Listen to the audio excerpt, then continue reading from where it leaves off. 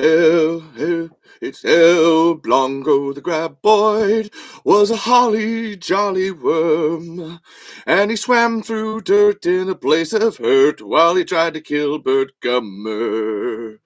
There must have been some magic in that old flak jacket they found, for when they put it on El Blanco's tentacles, those tentacles began to dance around. 'Cause it's El Blanco the graboid. He's our friend and we love them so. They're transgendered and albino, and these words don't matter in the snow. 'Cause there is no snow in perfection, no, it's just a sandy beach. But we're not gonna tint it blue at all and make it seem like this movie's out of our reach. El Blanco the graboid, oh, he's a happy, happy worm. And he went to town in that place of brown while he tried to eat Bert Gummer. While he tried, oh, tried to eat Bert Gummer. Barbecue sounds. Yeah. Thank you, Edwin. I appreciate. I worked hard on that, which was about an hour ago. Realizing I need to come up with a song for this because I'm wearing a whole Christmas outfit, and it's got to be like a Tremors song that's Christmassy. And if Anthony's here, if this is the 15 seconds that Anthony's here, this doesn't matter. That's what Stevie would do. We've had that song since day one. That has been it's even when it's not a Christmas episode, we do that's the Talking Tremors opening song. El Blanco, the albino graboid. It's a whole thing. Booyah. So thank you everybody that's here. You're on TikTok or you're on YouTube. I know Charlie probably jumped out early. And yeah, I know you got an early shift. Thank you for being here, Charlie, when you can. And thank you for being here, Edwin. And if you don't hate me too much, Anthony, I appreciate you being here too. You're again on my, so I'm going to say this here. If Anthony's, I'm going to get it out of the way. So Anthony hates me right now in the nicest way possible because I just can't stop. And I just really appreciated the other day of being like Anthony was having a whole discussion about or not a discussion. He was tweeting about that the things that you do when you're alone on by yourself like this currently, and the bumperings that you do, and then the chirpings and the weird monkey noises that you make, and the freestyle rappings that you do. And I was like, oh, you do a great job. There's Quiet Anthony, there's Sick and Sexy Anthony, and then now if you watch the newest We Have Issues video, there's Confident Anthony. Anthony has come into Anthony's own, and it's magical. It was a beautiful rewrite process. But then Anthony had to throw a compliment my way, which was evil and mean. And Anthony was like, "You're the master at speaking by yourself." And I'm like, I want to come up with a reason that I'm not. And I can't because the last episode of this show, I talked for 3 hours and there's nobody here. I can't there's a go live together feature on the YouTube, but it doesn't work with the Chromebook tablet that I have. I can do it off of my phone, I think, but then I can't access the comments as easily when I'm doing it live on my phone. So it's easier to do the TikTok on my phone and then the YouTube on the tablet. And this is all a lot of technical things that don't really matter. I'm just me saying I wish there were more people in here. I almost got Justin because we were filming reshoots for a Tremors movie last weekend. And I almost got Justin to be like, hey, if you're able to stay a little while, let's do an episode. But he wasn't. He actually had date night, and I broke his penis beforehand on his date night. So that was my bad. Because there was a scene. We improvised this scene when we first were shooting this a couple weeks ago. We were walking along and there's the little walnuts that fall on the ground or whatever. And we just I can't remember. like I think I picked it up, like, or one of us picked it up and like threw it at the other person. And so there's like we're out like hunting graboids, and there's this moment of just like these two idiots like throwing moldy walnuts at each other. It's like it's fucking hilarious. And so we reshot it again just to get like close-ups and stuff. And then I ended up throwing one and hitting him in the dick, like right in the tip, and he went down. And I think I've shared actually. I have shared that video on my Twitter channel of like when I throw that walnut, it hits Justin in the dick, and he just goes down. Just boom. Um, Obviously, I can't use it, so it's a great blooper reel. And all of this matters because you're probably like, whoa, you're just talking about like being by yourself and talking alone. And here, what does any of this have to do with Tremors? Well, I'm talking about my Tremors movie. And the name of this episode is Who Wants to See a New Tremors Movie? Who wants to watch a new Tremors movie? Because I like alliteration. Who wants to watch a new Tremors movie? It's boom. It's I'm a sucker for alliteration. And so then I'm stuck here, by myself, like explaining why. And I appreciate it. So like TikTok people, I always say this, like I appreciate you TikTok people, you're here, but if TikTok people, if you want your comments to stay around forever, because TikTok is illusory, and boo, like go over to YouTube, go over to the Tremor Saga's YouTube channel and smash like that subscribe button. And do that. That's where and it'll live forever. And honestly, the cool people are over here on YouTube. We got 4 people. Like I got 13 people on TikTok, and they somehow mean less to me than the 4 people on YouTube. Just as a point of fact. I do. And am I ready for the Bitcoin bull run? And yeah, no, so I do. I have a new Tremors movie. So everybody knows I make Tremors movies. And oh my God, Ian, Fermented Cinema. All right, I got to point this guy out over here on YouTube. Ian Euse. And if I'm wrong, I'm going to give like a couple options for Euse. Euse, Yus, or Ius. Is it A, B, or C? Let me know in the chat there, Ian. Ian over here did this awesome video of the Tremors reboot for Dune. Like did a C, which was Ius. That's right. Ian Ius. Okay, cool. Did this awesome video for this Tremors reboot of like Denis Villeneuve. There's another name. It's not Dennis. Denis Villeneuve's Dune movie, and he combined the two. And just so like I have to tell you this, Ian, like just like straight to your face. That is fucking awesome. It is so good. I really want to like you storyboarded that well enough that like I want to come in and like actually edit the original Tremors movie footage with that, and like the way that you spliced the sound bites, and that was we have food, boom, boom, boom. We have water, boom, boom, boom. Now you gonna give up all this personal freedom, like just and then because then it has like the Dune, like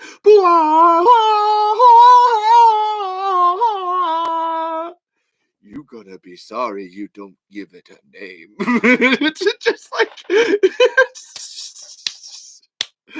no TikTok. I'm not Jesus. I'm Mrs. Claus, and yeah. So this is funny. Yeah, this is. I have to finish. Like, no, the TikTok say no. Yeah, make your own Tremors movie, and I am the ghost of Christmas Present. If anything, that's the ghost of. That's the thing that, and I do look. Oh my God, I do look like the ghost of Christmas Present. Right? Come in and know me better, man. Which, if Anthony's here right now, he's gonna hate that so much. Because it's true. Like I love you. I've watched all the episodes of We Have Issues, so now I'm the ghost of Christmas Present, and I have to fade away. And I'll come back occasionally, but that's where we're at. But again, I want to finish with Ian Iuse's. Go to @Fermented Cinema on YouTube and check out Tremors rebooted Part 1. Denis Villeneuve. It's freaking hilarious. I look like a Christmas princess. Oh my God. It's like the best compliment ever. I appreciate that. Thank you so much. What kind of Santa am I? I'm a graboid Santa. Oh my God, Dina! So Dina, like, don't make after I had to talk about we have issues, I had a very clear a sexy olives, and then don't make it weird. And then underneath, and I want to say this to you, like while you're here, like the thing that I learned in listening to the 10 episodes of Don't Make It Weird that I listened to in just 2 days, which is a great podcast, was that make weirdness your strength. That's my like, I just hearing I just and it wasn't I know God, let's see. It might have been prehensile penis horse girl. It might have been that first story that Dina told about wiping shit on a yellow wall and being, traumatized by the color yellow. It might be producer Sean's weird echoey voice when they're telling those sexy stories. And he sounds like Zod from Power Rangers. Oh, I put the penis inside of the wound. Oh my God! Why what is this? Why is it a wound? What is this? Is horrible because it is. That is the weirdest. Like no vagina should ever be described as a wound or a sheath. There should be no jerks, and it's just oh my God! It's odd. I it's like those sexy readings. I have this thing that I'll talk about. I talk about it on the show all the time, where it's like there's graboid porn, which is a thing, and it's always one of those like, oh my God, that's cool, great for you. But like those it's the same thing as watching oh my God, I gotta read your comment, Dina. Hold on. I just got distracted reading that. Seeing the graboid porn or the Val and Earl fan fiction where they're like making out with each other is like listening to those sexy readings that I'm just like, this is like art. I don't know if this is good art. I don't know how to judge that in any sense, but this is something and it's wonderful and I appreciate it. I don't appreciate it. It's more like good for you. Awesome. I will explain the olive thing because Dina's here too then. Okay, so oh my God, 10 episodes. You're watching so much. It's a great show, honestly, Dina. Like I mean that. That's where I said the thing about like I watched all 170 episodes of We Have Issues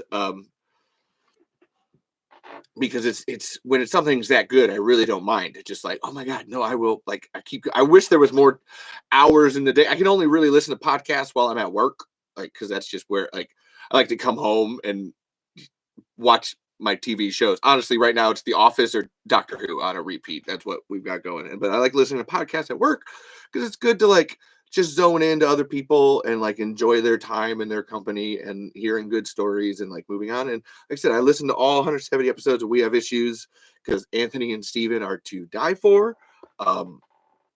They really are. And and actually, so as a separate story, I've been sharing their stuff for like 3 years, and I only started listening to it in the last 5 months. And that's the whole like I hate myself, like I should have done better. Um, oh my God! So there's so much, there's so many good comments coming here. So yeah, I will like, and that's where I jumped ahead. Like Dina has this like. Oh, and Dina has this cult episode right as I read over here on TikTok. Do I believe in Jesus? Not so much, bro. It's cool if you do, but you know what? This is a pagan Christmas thing we got going on here. But yeah, honestly, fascinating. I can't wait to listen to the other 90 episodes that I got of Don't Make It Weird. And I encourage everybody that's watching, whether on TikTok or whether on YouTube, check out the Don't Make It Weird podcast. I've done enough plugging for We Have Issues. I'm going to plug Don't Make It Weird for a little bit. Where Daniel Quigley and Dinosaurus and producer Sean get together, and they're all writers, and they're talking about the writing community and tropes and art. And God, that love triangle discussion just hit home for me. And it's just awesome. It's good. It's not just like a great podcast. Just like this is not just about the thing that you're talking about. Like this is a podcast called Talking Tremors, and we probably only talk about Tremors 50% of the time. The rest is just whatever the fuck I feel like in the moment. Like this is not a Tremors outfit. This is actually I'm wearing this to D&D tomorrow, and I'm gonna be. My friend is setting up a DM module that he's never played before, but he's got a Christmas module that he's really excited for, and he asked all of us to like make characters and dress up and whatever we wanted, as long as they were Christmas characters. And I was like, oh my God. Honestly, I was trying to decide between being Yukon Cornelius from Rudolph the Red-Nosed Reindeer. The guy who's like, I'm looking for the peppermint gold, or a Christmas tree talking. Or honestly, when I said Christmas tree, it was like, it's got to be like a Groot Christmas tree. And then that's where I ended up. That's what I'm going to do. That's what this is. So then I'm going to be a Christmas tree that only speaks in like holiday, I was going to say euphemisms, holiday things. I'm excited, but I want to say, yeah, thank you, Dina, for being here. And thank you. And it's cringy art. I appreciate you guys all so much. And I gotta say it while I'm here. Oh yeah. Oh, and okay, Dina plugged it, so I'm gonna plug it here too. Watch Critically Stupid, which is this guy Alexander James DMs a group of people, and it's got our great friend Anthony on it, who plays a bard. Just if you like, honestly, if you like the Dungeons and Dragons thing, it's a great podcast to check out because they're just funny people. That's always my like, when you fuck around, like it's a whole thing. And yeah, I have seen that you guys have an episode of Critically Stupid, and I do got to check that out. Oh, hold on. I may have been regretting this when I bought this at Goodwill about 2 hours ago because I'm going to wear it for my costume, but I'm committing. We're going to wear it for this whole 2 hours. So I prepared when I play the Christmas tree tomorrow that I can't take this off. And yeah, go check out. So that's 2 podcasts to go check out. Go check out Don't Make It Weird, and go check out Critically Stupid. It's gonna be awesome. So Sexy Olives. I got to talk about Sexy Olives before we get into the meat and potatoes of this, because I did write it down. Like, Sexy Olives. Make weirdness your strength from Don't Make It Weird. Anthony calling me a master, and I love We Have Issues. And which, we have issues. There's a live read of Anthony's vampire movie too, like on their channel. Go watch that. It's gonna be awesome. But Sexy Olives. So here's the thing. Like, they were talking about olives, like, and it was Dina and Jess, and like, so these sexy, okay. Somebody, I think it was Jess, said like, oh, don't fuck olives. Like, don't, like, olives aren't fuckable. And I was like, my brain, see, everybody like thought I meant penises. Like, which is funny. I get that. Like, that was where, like, oh, you're thinking, like, that's where my mind went. No. It wasn't olives on penises. That was my first thought. It was olives on not penises. It's funny. Honestly, I always worry what TikTok will ban me for. It was olives on clits was where my mind went, because of that rose freaking massager thing that exists or whatever. For some reason, that reminded me of an olive, and then I was thinking like using an olive for massaging things. And that was it. And then once that everybody kind of thought I meant like penises, I had to like commit to it. So it was like, oh, okay, but I kind of did mean like olives on your vulva. That was where my mind went. And because everybody thinks like little tiny olives, but I love to get the big like stuffed olives, like with garlic, not sliced. No, like the ones where you like they put like peppers in the olives, and like I'm making that's a really bad. So the point being was that I was thinking of olives as a female tool for that kind of thing. I would say the full words, but I'm afraid of TikTok banning me. Like, I wish it's not even. So that's where the Sexy Olives came from. So I got that out of the way. All right. And yeah, Ian Iusis is Italian, so he appreciates olives. Yes. Booyah. So cool. We got Sexy Olives out of the way. Go and as I always got to do, and I know Anthony hates me for this a lot of the times. Go buy Play It Again and Deathless from wehaveissuespodcast.com. I just did this morning. I had a whole impulse buy thing where I sent Play It Again and a sticker of Mary and Barreled to 3 of my friends. And it's the ones I'm playing D&D with too. Like we were actually hanging out last night, and then we're playing D&D tomorrow, and I was like, "Oh my god, what should I get as like a Christmas present?" And I was like, oh, "I'm gonna send them play it again. I'm gonna send them this epically tragic, beautifully written story about magic and memory and time and people and yeah, I can't wait to find out how like much they hate me when that comes in the mail because they're not gonna know. They're gonna be like, "What the fuck is this? Oh, let me read this. Oh my god, my heart is breaking." So so yeah, if you love We Have Issues and all that jazz, go check them out. And then I still got to buy Dina and Daniel's books of Don't Make It Weird, but I'm waiting till I get a little farther in the show for that. But I know Dina has a book called Nothing Special, which actually, when I because you were talking about it on an episode of We Have Issues, and I really liked the concept of it, like the empath, like as a magical power thing, which I just think is like one of those like wall rubbing of realities. It's just like, I'll buy that. That makes sense. Someone on TikTok says a huge cheeseburger swimming on top of the Eiffel Tower is drinking cold milk. I landed. What the fuck, TikTok? What the fuck? So yeah, okay, that's all my that's me getting that stuff out of the way. That has nothing to do with Tremors. I could sing a song about Tremors if you would like me to now. That's God, this is okay. So like, that's where my brain gets like I will call out everybody's comments as I read them because I'm alone here and nobody else is around. Actually, my wife was around like 2 episodes ago. Uh, she's downstairs. So if you want to see that, if you want to see what it's like when somebody else is sitting in this room with me, go back 2 episodes and watch uh, How to Make a Tremors movie in 10 days because I like rom coms. I like that rom com. Bullshit. It's goody. Um, Santa's helper. Everybody thinks I'm Santa's. I love how TikTok is so visual. They see the immediacy of this and they're like, "Woo!" Colors. And Caitlin doesn't care about me talking about olives. I talk about some weird shit, and I can tell you that Caitlin, me worrying about sexy olives is probably one of those like, and your point would be, oh, okay, great, cool, moving on. And yeah, I'm gonna check here, make sure I didn't miss any. Oh, Ian, I agree with you on Val and Earl. Like, you can make it whatever you want as a relationship. Like, that's just it's art. Read into it what you will. You know, that's the fun of it. I see it. I see it. Actually, father and son is a really good way of putting it. It was, yeah, father and son. Yeah, mentor mentee is always what I get out of it.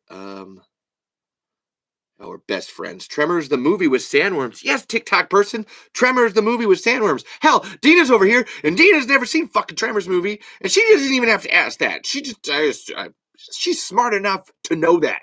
Girl was in high school at 10 years old, which I still am working my way to finding how the fuck that works out. God, it's so fascinating though. Oh, I'm sorry, Dina. I'm not sorry. It's just true. I can't, uh, this is I just have to say things like I feel honesty is the best policy, and then if people want to like interpret you differently, that's fucking fine, whatever. You're still the artist who know. Actually, oh my god, I just said the artist because I was reading that, but like your words are an art, and like what you want to present is an art, is a whole like this is putting stuff on you. Fashion is an art. um Oh my God, Dina. Jesus Christ. It works out with broken bones and a list of enemies longer than a roll of toilet paper. Damn, I love Petty Dina. She my babe. Um, if honesty is the best policy, how long has it been since you washed your hair? Actually, that was like just yesterday. Literally yesterday. Like, I can take this off. But yeah, it was yesterday. And I brushed it before I came up here. Like, but then see the thing is though that I've been before I started this stream I was taking this off and on so then I could brush my hair all I want, but like as soon as this happens, frizz fucking city. Man, that's just what it is. That's like hair. And yeah, I would love to have a lock off with Stevie Wildcard because he does have beautiful hair. It's luxurious. I love it. As an aside, so there's a panel in Deathless issue 2 where the Douglas character, who's modeled off of Stevie. Oh, I don't have issue 2. I don't know why I was about to grab that. The Douglas character, who's modeled off of Stevie, is standing in front of this arcade called Game Drag On, and the game on is like capitalized. And yes, I've heard rumors of a new Tremors movie because I'm making it. And I actually know the other people that are actually making more Tremors. I know everything about Tremors. Yeah. But Stevie's standing in front of this Game On sign with this long hair and not wearing shoes. Let me take this. And he's standing in front of this, and it looked exactly like me. Like, and I actually messaged Anthony, and it was like, so I know that like you have no idea about this, and you wrote this comic without any idea about any of this. Like, this is exactly what I look like. And then the funny thing is that I own an arcade called Game On. It's it's freaking nuts. And I was like, what am I doing in the comic book? This is so weird. But it wasn't me, it's Stevie, but it's the hair. It was the hair and the bare feet. Like, that's the Anthony missed the bare feet when he was talking about it on an episode. But I was like, no. It was the hair and the feet. Like, there was no shoes on Douglas and standing in front of the Game On thing. And I was like, wait a minute, but the thing. And yes, I was out walking already. I went to the store, and there's a story time coming up about me trying to scam a foot guy on Twitter. That actually that leads me into something that I saw last weekend about Wiki Feet. There's something called Wiki Feet. I caused the tremors when I walk. And yeah, there's gonna be a new Tremors movie. Oh no, it's not just fan made there, John. And John, get over here to the YouTube. You know better. But yeah, we were getting groceries. We were getting Christmas stuff. So there's a little dirt there, but the top's pretty good. So it's a whole thing. And then I got this wonderful sock from a friend of mine, actually Justin, who's in the Tremors movie that we're making. Yeah, I wear it. Well, I got it on the other foot too. It's a whole thing.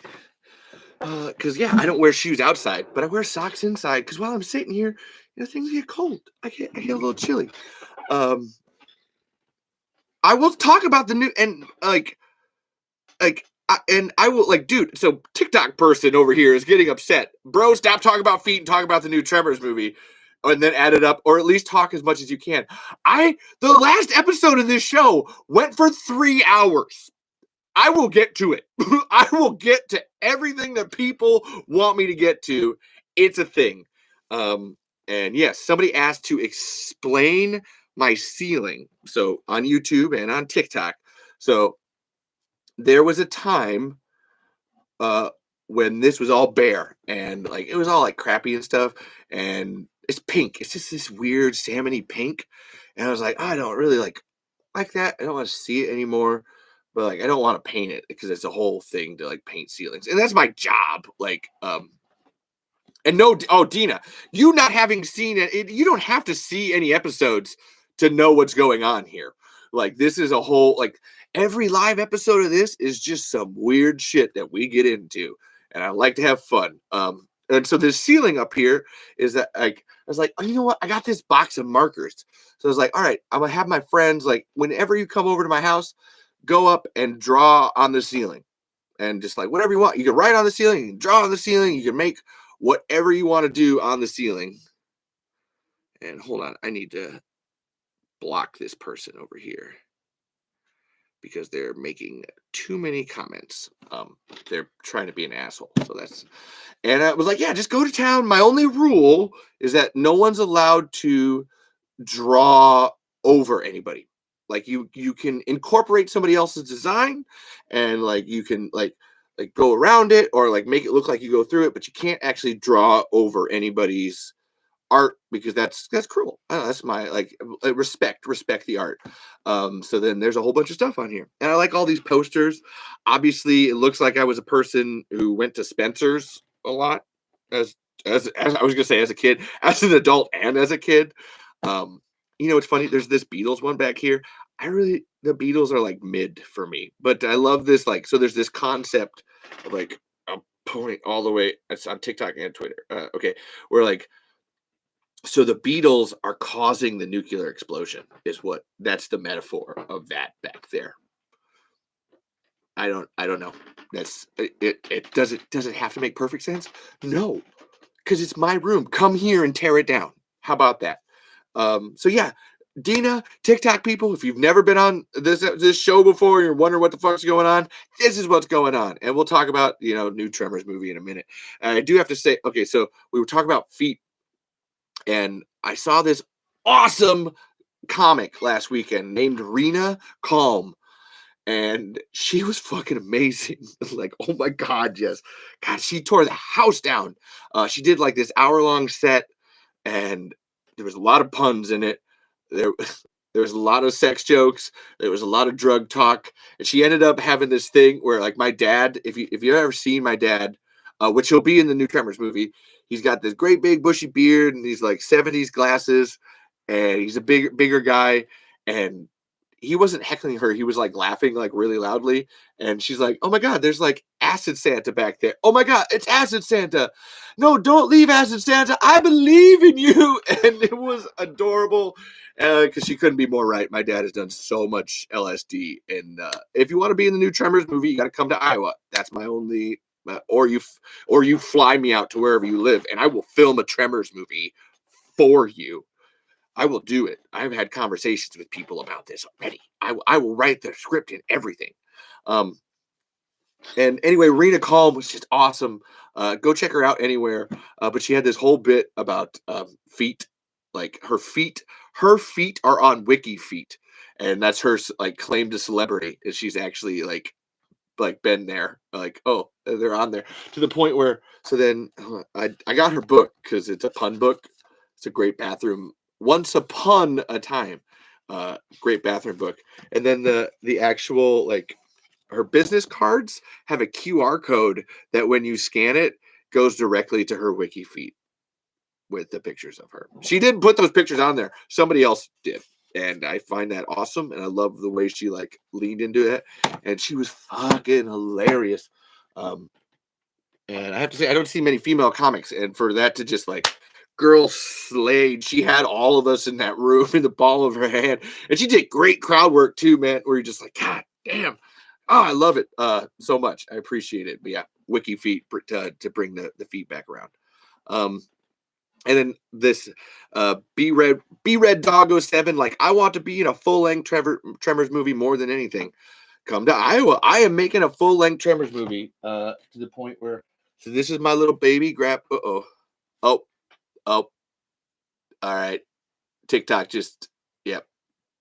Hold on, wait for it. I bet I just got like banned from, yep, there it is. Frauds and scams.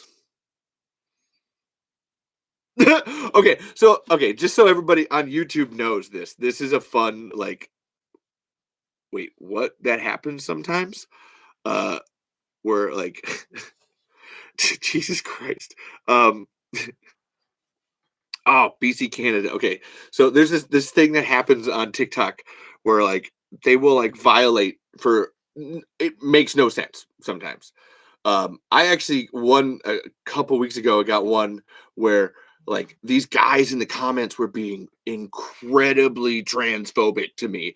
Like it was just transphobic slur after slur, and I was even like trying to ignore the comments and keep rolling or whatever, and then all of a sudden the TikTok video got blocked for like gender violate, like being like bullying, like harassment, and I was like, but I'm the one being harassed. This makes no sense. Like, what is going on here? And so then TikTok just removed my access for frauds and scams. So that's where I always tell people on the TikTok, go to YouTube, because YouTube apparently doesn't give a shit about anything that we do. So now I can, so now the TikTok's gone. The olives were a female masturbation tool. I just have to finish that. That was the point, was that the olive goes on the clit, and then it goes in there, and because it's tiny, and so then there'd be suction, and then the olives were for female masturbation. They were not to put on your penis. That was not the joke. Now I don't have to worry about TikTok. So that's what it was. That's what it was. Yeah, it's done. It's over with. There, that's where we're at. Oh my God. Again, frauds and scams. I'm a fraud and a scammer. But now I can wow, again, that's still, I don't know how to deal with that. That's so weird. So yeah, we'll move on. All right. Now. Yep, there you go. You do have some. Shut up, fucking TikToks. Oh, okay, Dina, you were talking on Twitter. Now I'm looking at my phone because I can look at my phone, so it's a whole thing here. Hopefully people figure out where the fuck to go. Can't even handle olive pleasures. Oversensitive TikTok. All right, cool. So now we talk about feet. We talk about sexy olives. Ben! Yes! Ben's here. Ugh! God, Ben, you sent me that comic, and I love that. And that's Ben over here is some great Tremors fan fiction art. He's drawing Val and Earl fucking in the back of a truck. And I may not be gay, but I appreciate the hell out of it. Just like, yes, that's so awesome. Yeah, baby. I do. I'm a nerd out about that. So fucking yeah. Okay, cool. Oh my God, I actually got no shoe. Oh my God. And yeah, cool. Okay. So sorry, I'll have this 5 minutes. I'll get over it in a moment. There's this 5 minute, and now my brain's just like, what the fuck was wrong with you, TikTok? Why did you do that? Like, I don't understand. Oh my God, shut the fuck up, dumbass. So that's that I just got distracted and I'm back. So I'm making a Tremors movie. That's my I don't know how to take that any further. Well, okay, I am. And it's great. And I do want to talk about it because look at this thing. So Dina, you'll find out eventually that there's these things. They're called graboids. They're little worms in the ground. Some of them are big. This is a little one because this is a baby graboid. And this is my little prop for making a movie. It's the whole thing. What's the budget? Oh my God. Okay, yeah. Please ask me questions. Everybody, distract me. I need to give me the questions. Okay. So what's the budget? Ian wants to know the budget of the Tremors movie. This is the budget.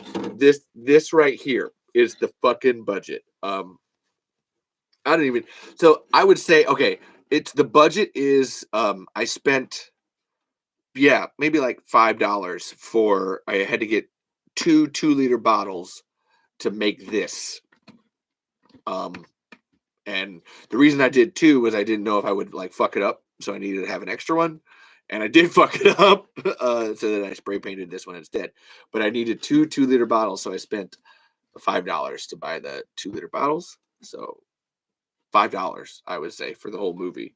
I'm trying to think what else was it? Because then this is our big graboid, which is just a bucket on a string. And as everybody knows, this is one of my favorite effects of all time. I just dragged this through corn and leaves, and it's fucking cool. And if anybody wants to know, right now, so on the Tremor Saga's YouTube channel, if you want to jump out of the live for a minute and find out, it did get uploaded a video, a rough cut of the opener to our new Tremors movie called Hunting Ground, which I must say is pretty fucking good myself. I wouldn't say that about our first one. The first movie that we made, Tremors Far Afield, is pretty campy and weird, and there was a whole bunch of figuring things out and working quirks out. Originally, the graboid in that one was a sock, like this. And then, but now we've upgraded. So now we took pantyhose, and I might just keep this on for the whole time. When you Ian, go check it out and come on back because it's pretty cool. It's only 6 minutes. The opener is only 6 minutes long, but it's awesome, and you'll understand why I love it so much. But the previous graboid tentacle was just a brown sock, but now we've taken red pantyhose and spray painted it partially brown. So then it's And it's awesome. So that's our budget is none. I can't even say the five because I drank the the Coke and the Sprite that were in those 2 liter bottles. So is that like a budget when I'm actually just like drinking things I would normally drink anyway? I don't think so. No. But this is so cool to me. And then okay, I'm gonna.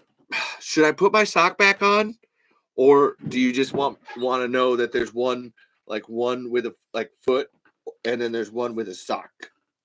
Like, let me know. Should I put my sock back on or take them both out? I thought you found a way to chug drugs. No. When I said Coke, no. Oh my God. Honestly, I'm not. That's not my bag, yo. I'm a lower grade drug person. the easier ones and all that jazz.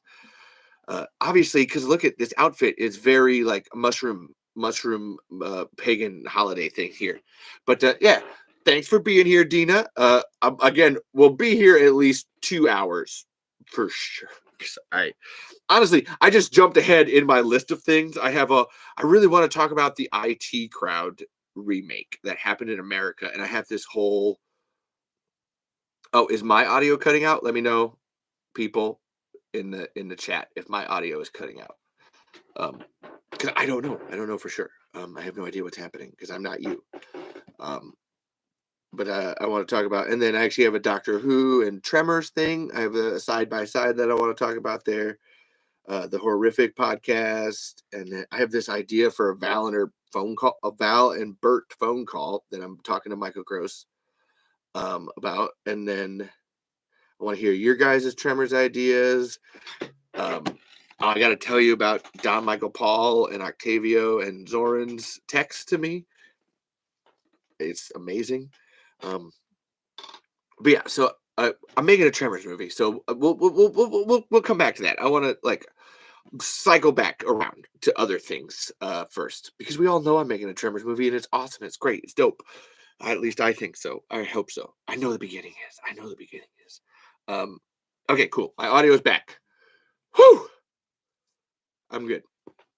I want to shout out right now 2 guys over at the Horrific Podcast, Colin and Chris, who have been doing a Tremors review every 2 weeks. They started with Tremors 1 about 2 months ago, and they just did Tremors 6 last week, and then they're doing Tremors 7, and they actually are going to have me on to do a Tremors retrospective of all the movies, because they appreciate my insight. And I was actually listening to their episodes today, and the Tremor 6 episode specifically is like,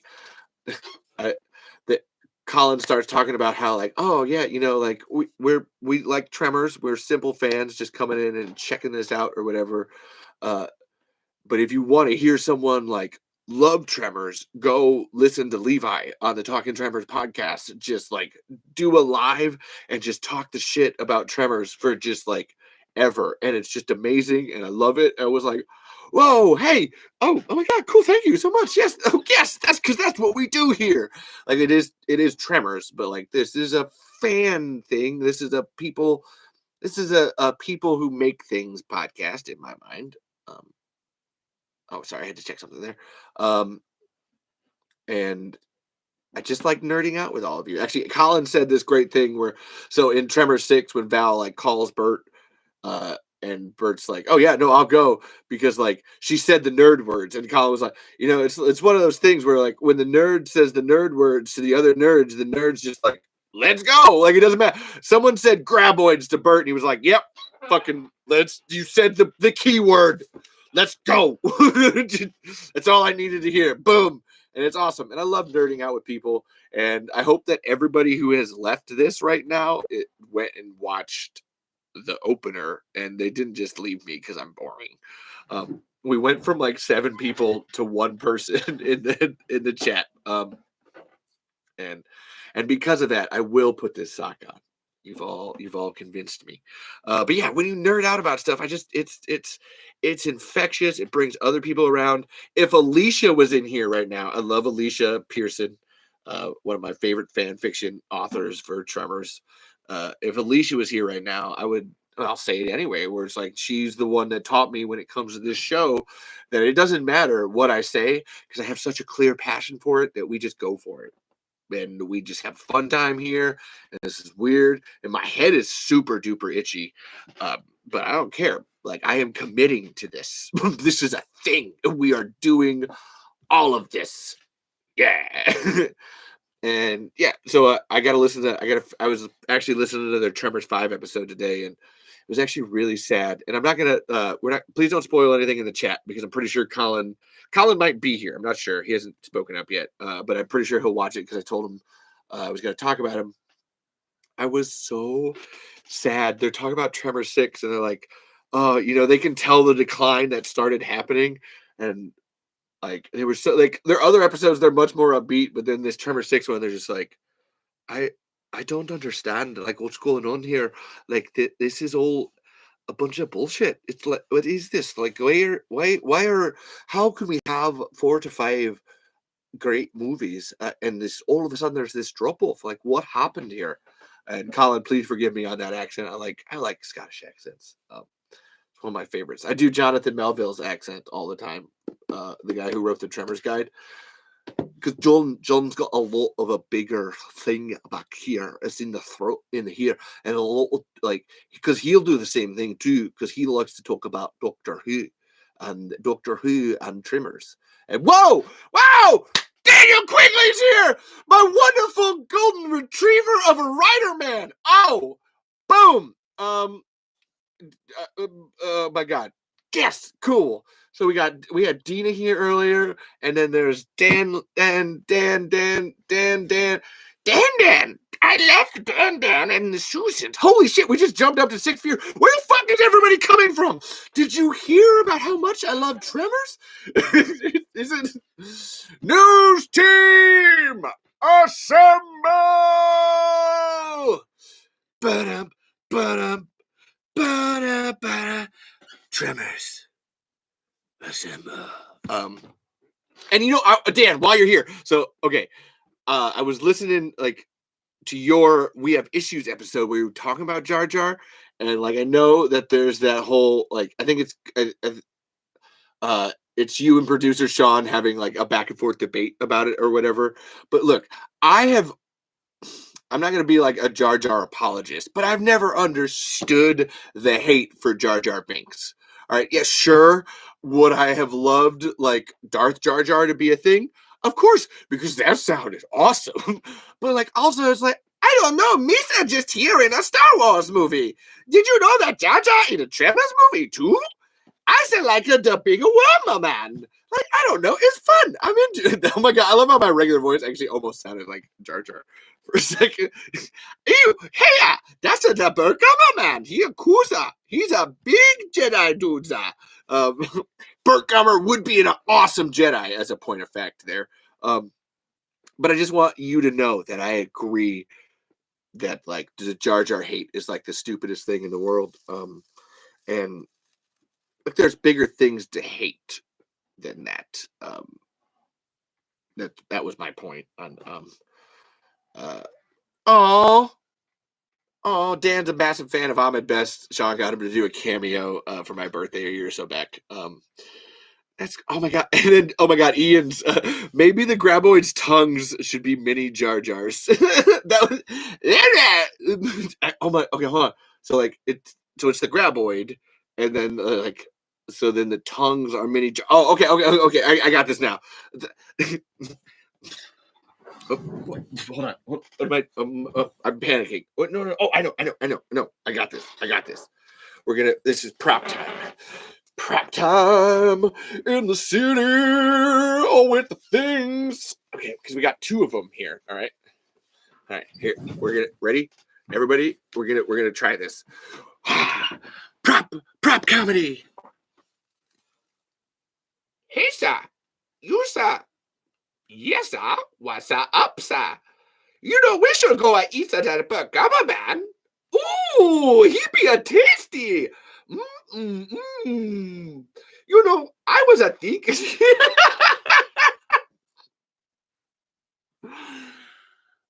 I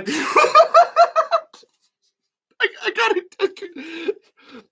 I was thinking, did you know, like, when the Han Solo was on that planet in the Star Wars? Oh, yes, sir. I remember. He fought the Grandpa. That was a thing. Oh, sir, it was a big thing. He went, wow, that's us. That is us. Okay, just as a point of fact, too, I don't like Star Wars. I'm not even gonna say that. All right, so look, no. Doctor Who is better than all of them. I'm sorry. I will like. Star Trek is cool.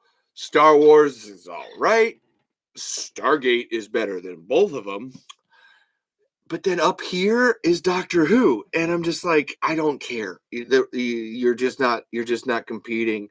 Honestly, I think the reason I'm like ambivalent about Star Wars is that I just watched it at too young of an age, and it just didn't. It was too. I can't say it was too kooky or campy because I love campy things, but I don't know. I still try to figure out my ambivalency of Star Wars to this day. Because like, you want to know what my favorite Star Wars movies are? Like Han Solo and Solo and Rogue One. And I liked Last Jedi. And then you know what? I kind of like the prequel trilogy more than the OG trilogy. Besides Attack of the Clones, I fall asleep during Attack of the Clones every time. And I try to watch it with complete sincerity, and I fall asleep for some reason. But it's a thing.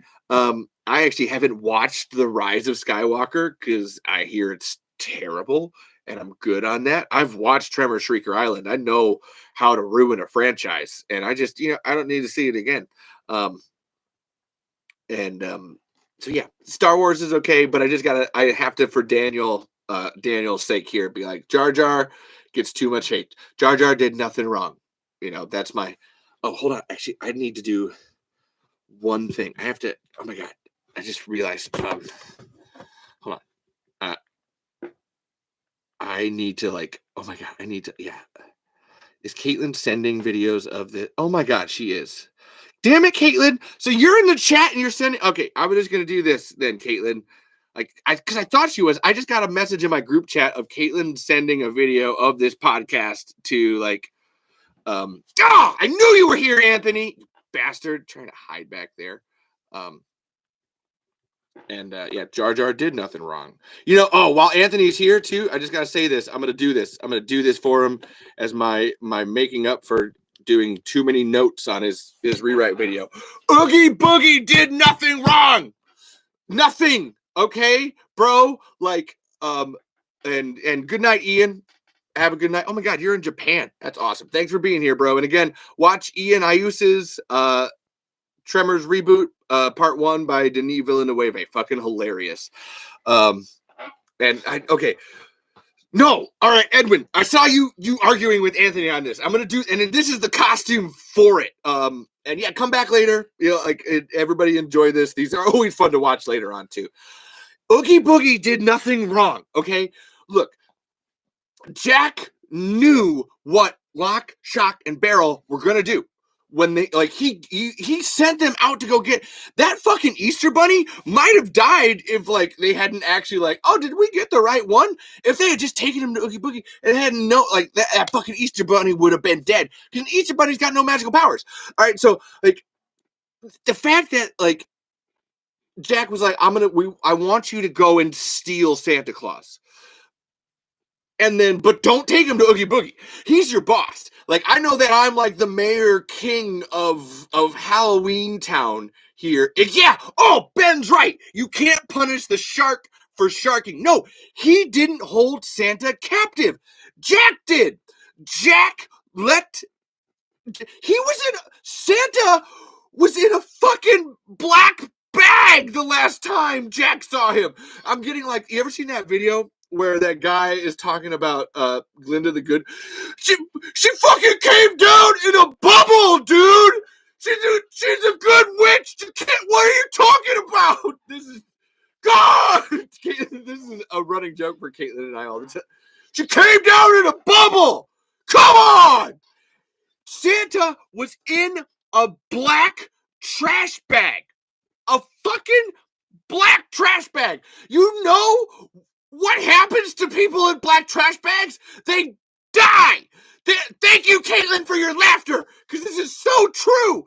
You don't fucking put someone in a bag like that. That's the body bag. That's a cheap body bag. And fucking and he knew that because he, like I said, Jack had seen Lock, Shock, and Barrel have the Easter Bunny in a body bag, and then when they even brought him up, and oh my god, I'm so loud. Caitlin's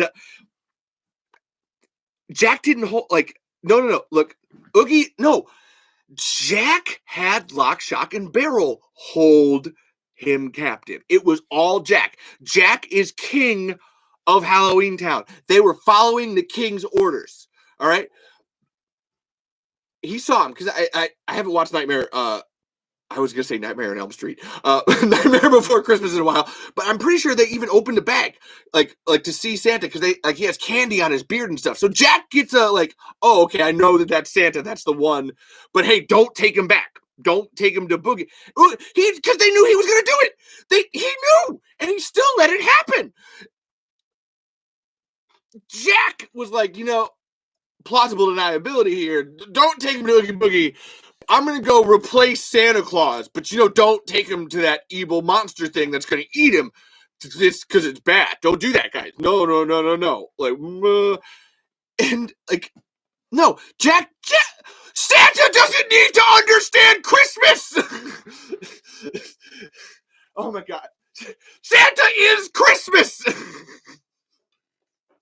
No. Ben was right, and so is Anthony. Okay.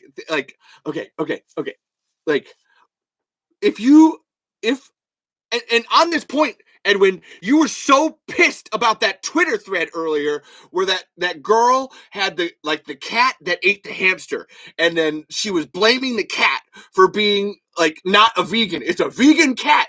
That's the same thing. If there's another animal in the house and it gets eaten by the larger predatory animal, you're not going to blame the larger predatory animal. You're going to blame the adult that fucking put them in the same room together. And yes, Ben is right. Jack kidnapped Santa Claus to replace him. Until Jack had that whole epiphany and the people were shooting at him and he finally fell out of the sky and he's like, I'm Jack, the Pumpkin King, and which is awesome. I love that song. And until that point, Jack thought that he was going to be Santa forever. He was like, I'm tired of my old life. I don't want to be the king of the pumpkin towns. I'm going to be the Santa towns now. And no. It was only a learning experience after he fucked up. Then he realized what he needed to do. Up until that point, it was Jack having this completely selfish, narcissistic need to completely replace Santa. Santa was gonna be killed by Jack's hands on purpose. He fucking knew it. He was just, all Jack was doing was just I gave it to Lock, Shock, and Barrel. Whoops, whatever happens, am I right? No, Jack, and in fact, even without that, Jack's still an asshole. Fucking Sally over here, I was gonna say Sally Fields. Sally over here is the main protagonist of the story, actually doing something and trying to be a better person, even though she literally falls apart all the time, trying to get Jack to notice her and shit. But Jack is oh no, I'm all weepy and shit, and I can't be Pumpkin King. Oh, I'm gonna go be the Christmas King. Fucking dick, man. And so all Oogie Boogie did was when someone, he's just a cat, and someone brought a hamster into his house, and he went, nom. Being alone isn't a reason to eat other people. I'm alone right now, and I'm reading your comments. I'm not eating you. In fact, I'm helping other people. I'm helping Anthony because I already fucked over Anthony, and I was like, you know what? I did that wrong. I'm going to do that better. No. That's not an excuse. Anyway, that was a very loud tangent. But the point is that Oogie Boogie is a shark. Sharks be sharking. You can't. Are you gonna? And here's the thing. So if you're watching Jaws, do you blame the shark for eating people? Yeah, you know what? This is a Tremors podcast. All right. I'm going to say this. Do you blame the graboids for eating people? Yes, sure. It's like bad. Oh, no, I don't want to see my friends and family die. That sucks. Are you actually blaming them for doing what like an animal does? Nope. They're just eating. You come into perfection. You come here. You come into my town. I'm gonna eat you. I'm a little graboid. No, and Oogie never left. Oogie never left his house, bro. I'm done. And no, okay, see, the Indominus Rex is actually bad. That's a poor example, Anthony, because the Indominus Rex like had like behavioral issues, like actual, and they call it out in the movie, like they act like it had behavioral issues and was a problem, and it was hunting for sport because it didn't know any better. And it's not even a villain; it just didn't know any better. And on this point, like El Blanco knows better, like when to eat people and when to not, because like El Blanco tunnels underneath the store all the time and doesn't attack the store because he's like, yeah, I know that those people are cool. I'm gonna eat the tourists who are stupid enough to come into town. And Edwin, you're wrong. Like, I love you. You're my producer, and I'm gonna send you all of the early footage of this movie that we're making. You're still wrong. Like, Oogie Boogie did nothing wrong. And Indorex did have to die, but on this point, are you going to blame the Indorex for existing, or are you going to blame InGen for creating that monster? God, who should like have been killed and eaten in that movie? Fucking Bryce Dallas Howard. And honestly, she's a great actress. I love her so much. Like she fucking should have been eaten in that movie for causing all of that to happen in the first place. That's hundreds of thousands of people had their lives taken because someone wanted to make another extra buck. Just as a fucking point of fact.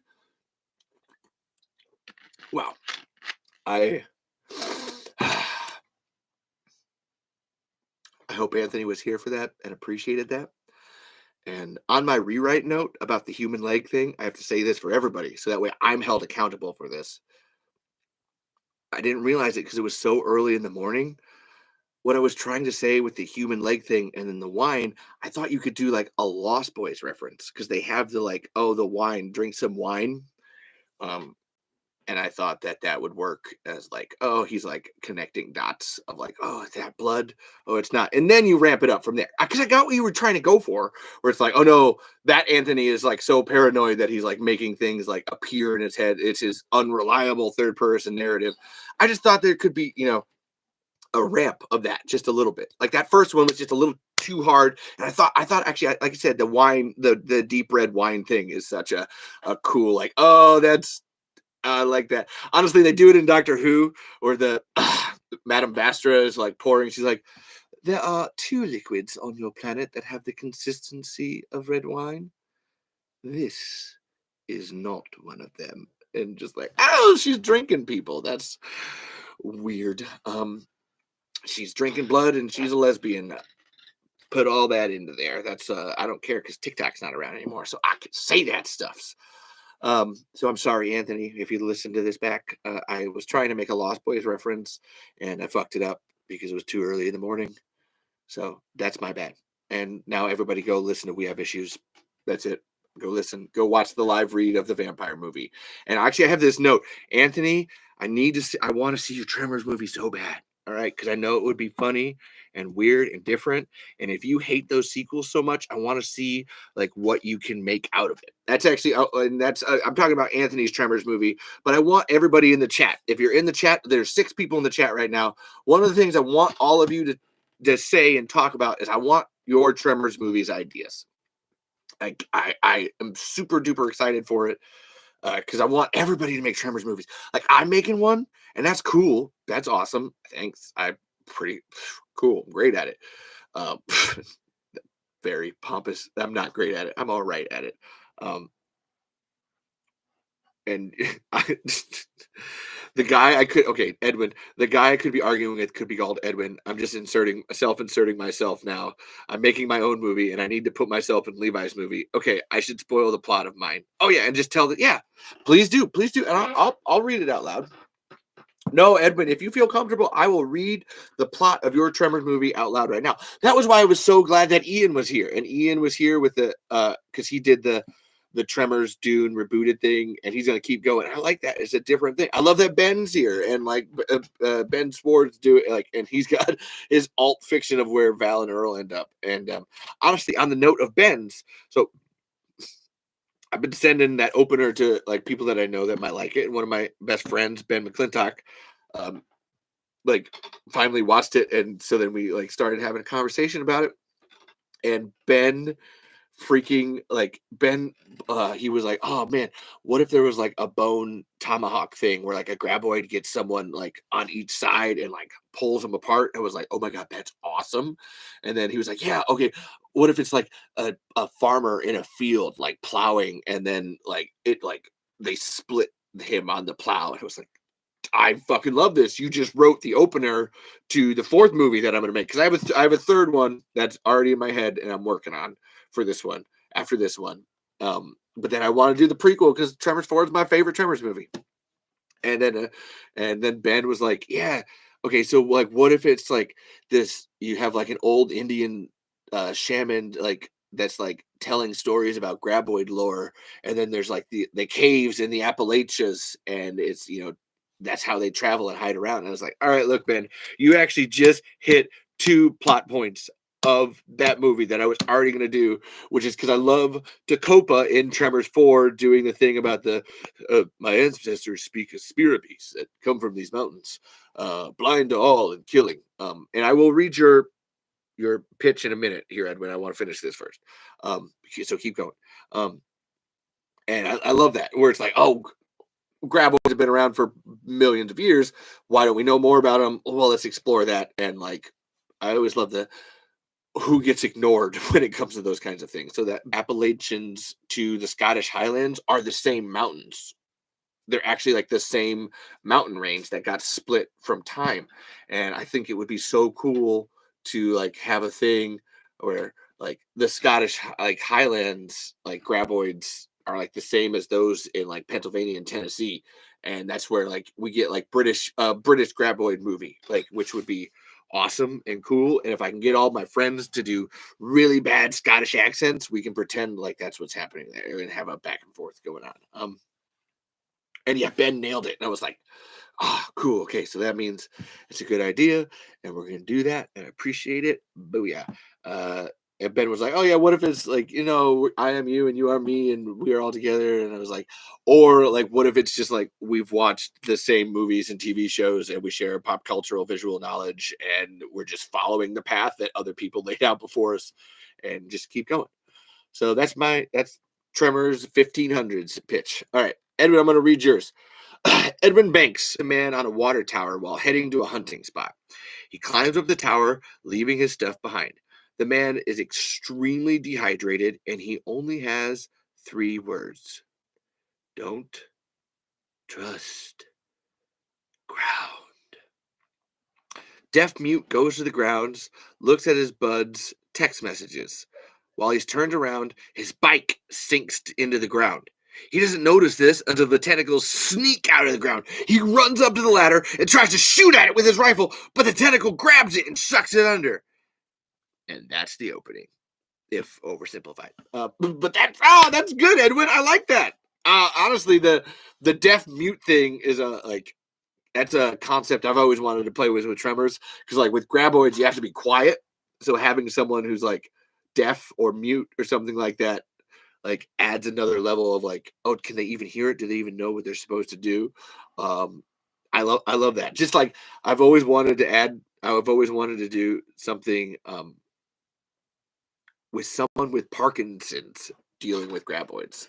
So it's someone with tremors, like actual body tremors, having to deal with the graboid situation and having to like find ways to calm themselves and not move and make noise so the graboids don't hear them. Yeah, and this deaf mute thing is good. I like that. It takes a lot of his power away. This is Edwin. It takes a lot of his power away. Unless he sees it, he won't understand that help has arrived. That's actually really good. And you're going to do that as an animated short, I think, is what he's talking about. He's talked about before about doing that. Um, So yes, there's a scene where a cop he messaged for finds him in the night and gets sucked under. Ah, that would be cool. And DM never and DM never like hold on. And uh, is DM direct message never realizes? Like what does that 100% mean? I'm not sure. That's fine. Um I'm just checking. I just wanted to see if TikTok like reinstated my thing here, but probably not. Uh yeah. Um deaf mute never realizes. Okay, that's cool. I like that, Edwin. Cool. Just the two words. Now I'm trying to think of like names for it. Like what do we call it? Tremors. Silence. No. No, okay. Tremors. Silent but deadly. That was I'm sorry. That was bad. That was an Anthony fucking pitches get stitches level of pun bad. Forgive me on that.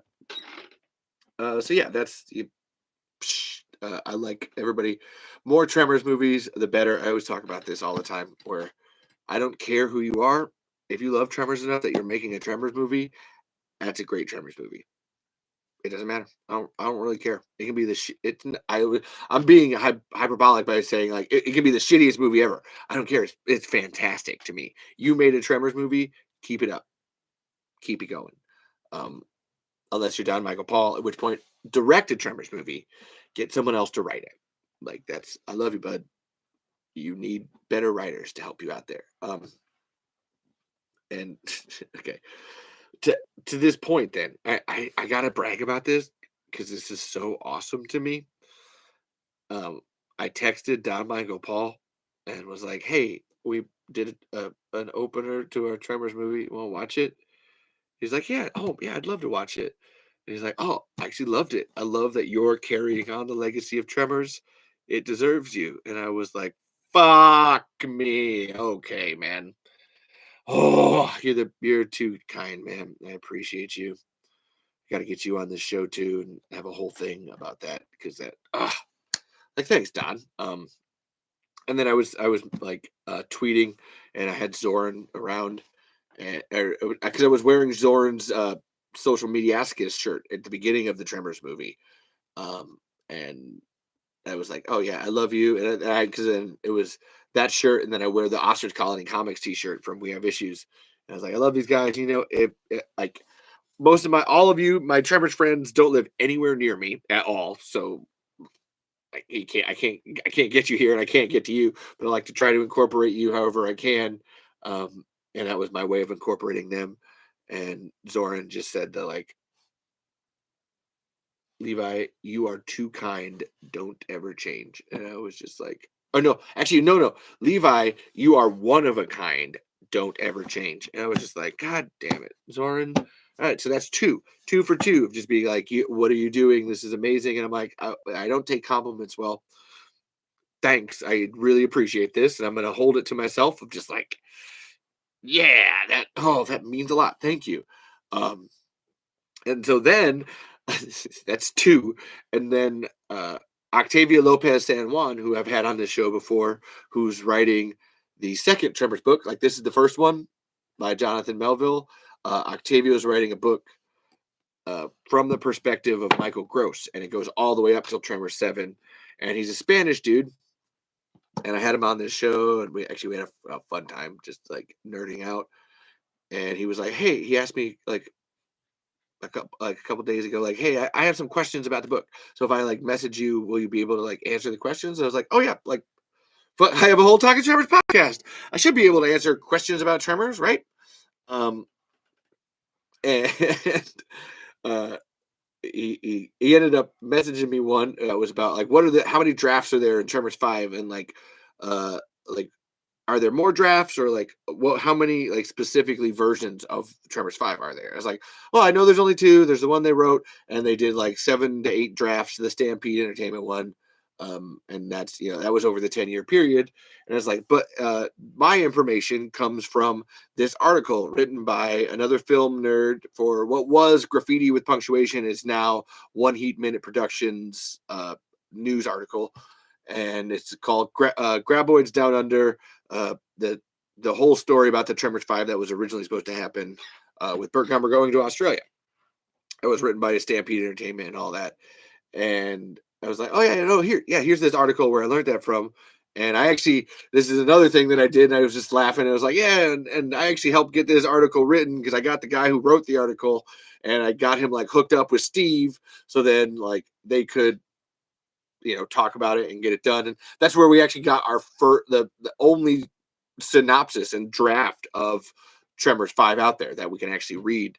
And I was like, yeah, no, another thing that I did, it's fun. And Octavia was like, oh my God, I forgot about that article. Thank you so much. And wow, you really like are like amazing at this. And Octavia literally said, I love your enthusiasm. You are the number one Tremors fan in the world. And I was like, you're actually writing a book on that. So I think you might know. I can't deny that. Fuck. And I'm not gonna cry. I'm okay. I'm fine. Everything's fine. Don't look at my face right now. But yeah, so I had Don and Zoran and Octavio all simultaneously on separate occasions tell me that I'm doing the best things possible for Tremors. And I just kind of like, yeah, I don't know. I like it. I don't know how to talk about how cool I am. I know it seems like it. I can like be funny, but there's not really anything to be funny about that with. That's just cool. um, yeah, still reeling over that. Yeah, I'm, and I'm not. Now I'm fumfering. Now I'm doing this thing that I was talking about earlier when you're talking alone and they're a little trick. Now I'm just like, oh, this is a pause that I'm taking because it's totally like planned and not me trying to think of something to say. Yeah, that was dramatic. That was a dramatic pause on purpose, not me out of options. Yeah, I don't know. Just cool. I appreciate all of you guys, everybody that's in the chat and doing stuff right now. Because while it may look like I'm beautiful and magical and all that jazz, my life isn't perfect either. Um, Jesus. Ugh, yeah. Okay, so I have a thing here that I wrote down where I want like horror stories from my life, and this actually again that one went back to. Damn it, Anthony! You just can't. We have issues. Just won't ever leave me. I went and listened to Don't Make It Weird, and like, and I was trying to get away from you, and then you show up in episode 7, and I was like, oh my God. I was literally trying to get away from this, and I'm like 2 days in, and now I'm listening to you again. Awesome. And then I was like, I'm gonna jump ahead to Dina's like escaping the cult episode, and it's like literally like the first 5 minutes of them like, oh yeah, we just had like Anthony and Steven on the last episode, and we're gonna talk all about. I'm like, oh my God, I can't escape this. So I just can't escape it, Anthony, and that's fine. Neither one of us can escape each other. We're just we're doing this. But I told Anthony I wanted him to share more horror stories from his life on the show, but I thought that I needed to do that first as a solidarity thing. And I wanted to go back to when Caitlin and I were doing this episode together, and we were talking about making our first Tremors movie and like what made us like want to do that.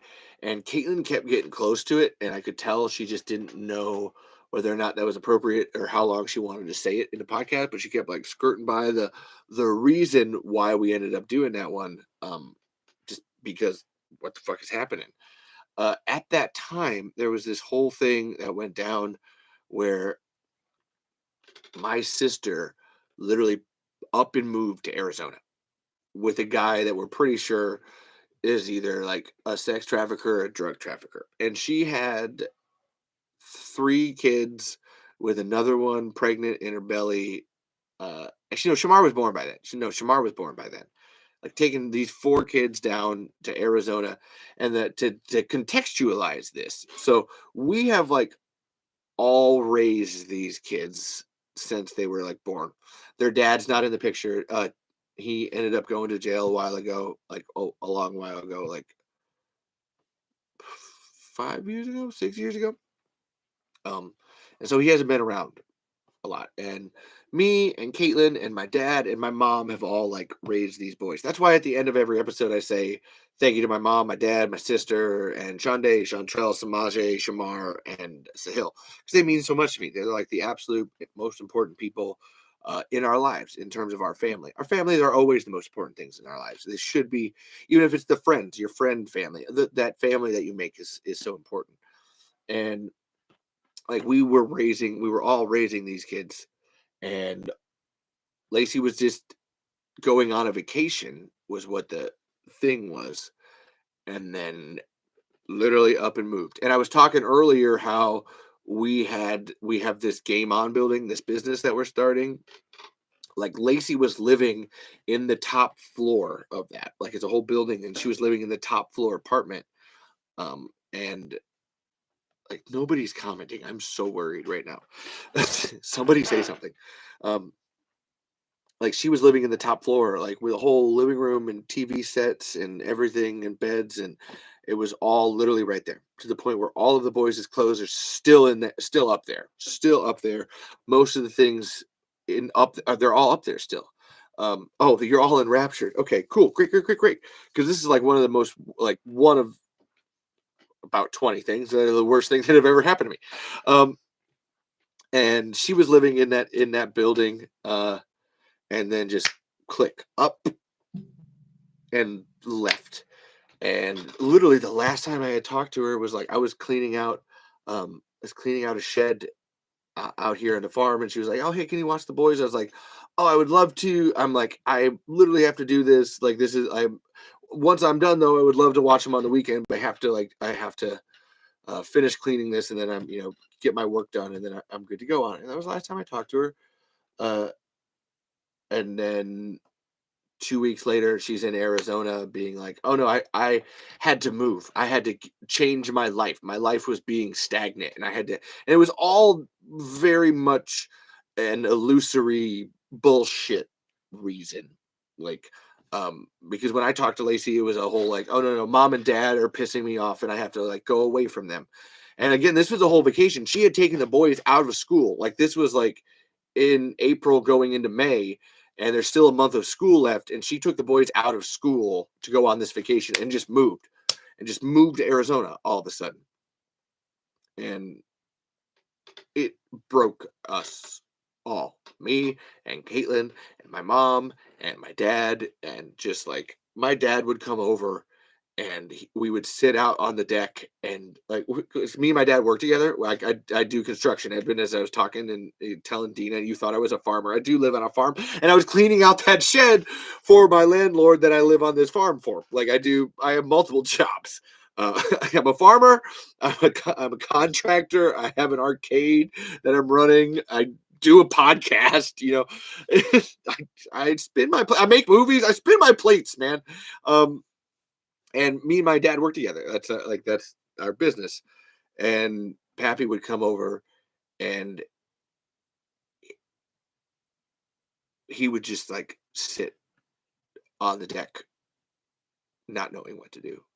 And it would get to the point where it's like I would talk to my dad and try to be there for him as much as I can, but it would be like, Pappy, I have to get up and move and do something. I cannot like and I'm in this pain too. Like I completely understand. I'm in this pain too. This hurts, and it's wrong, and I understand. And you have all these fears, because our biggest thing was like, if Lacey was alone and a single like person, and if you want to pack up and move, that's what that is. To take four children from the ages of 1 to 8, you know, 8, 7, 6, and a 1 year old, and just take them and move them to another state entirely, uproot them from the lives that they've known forever, without so much.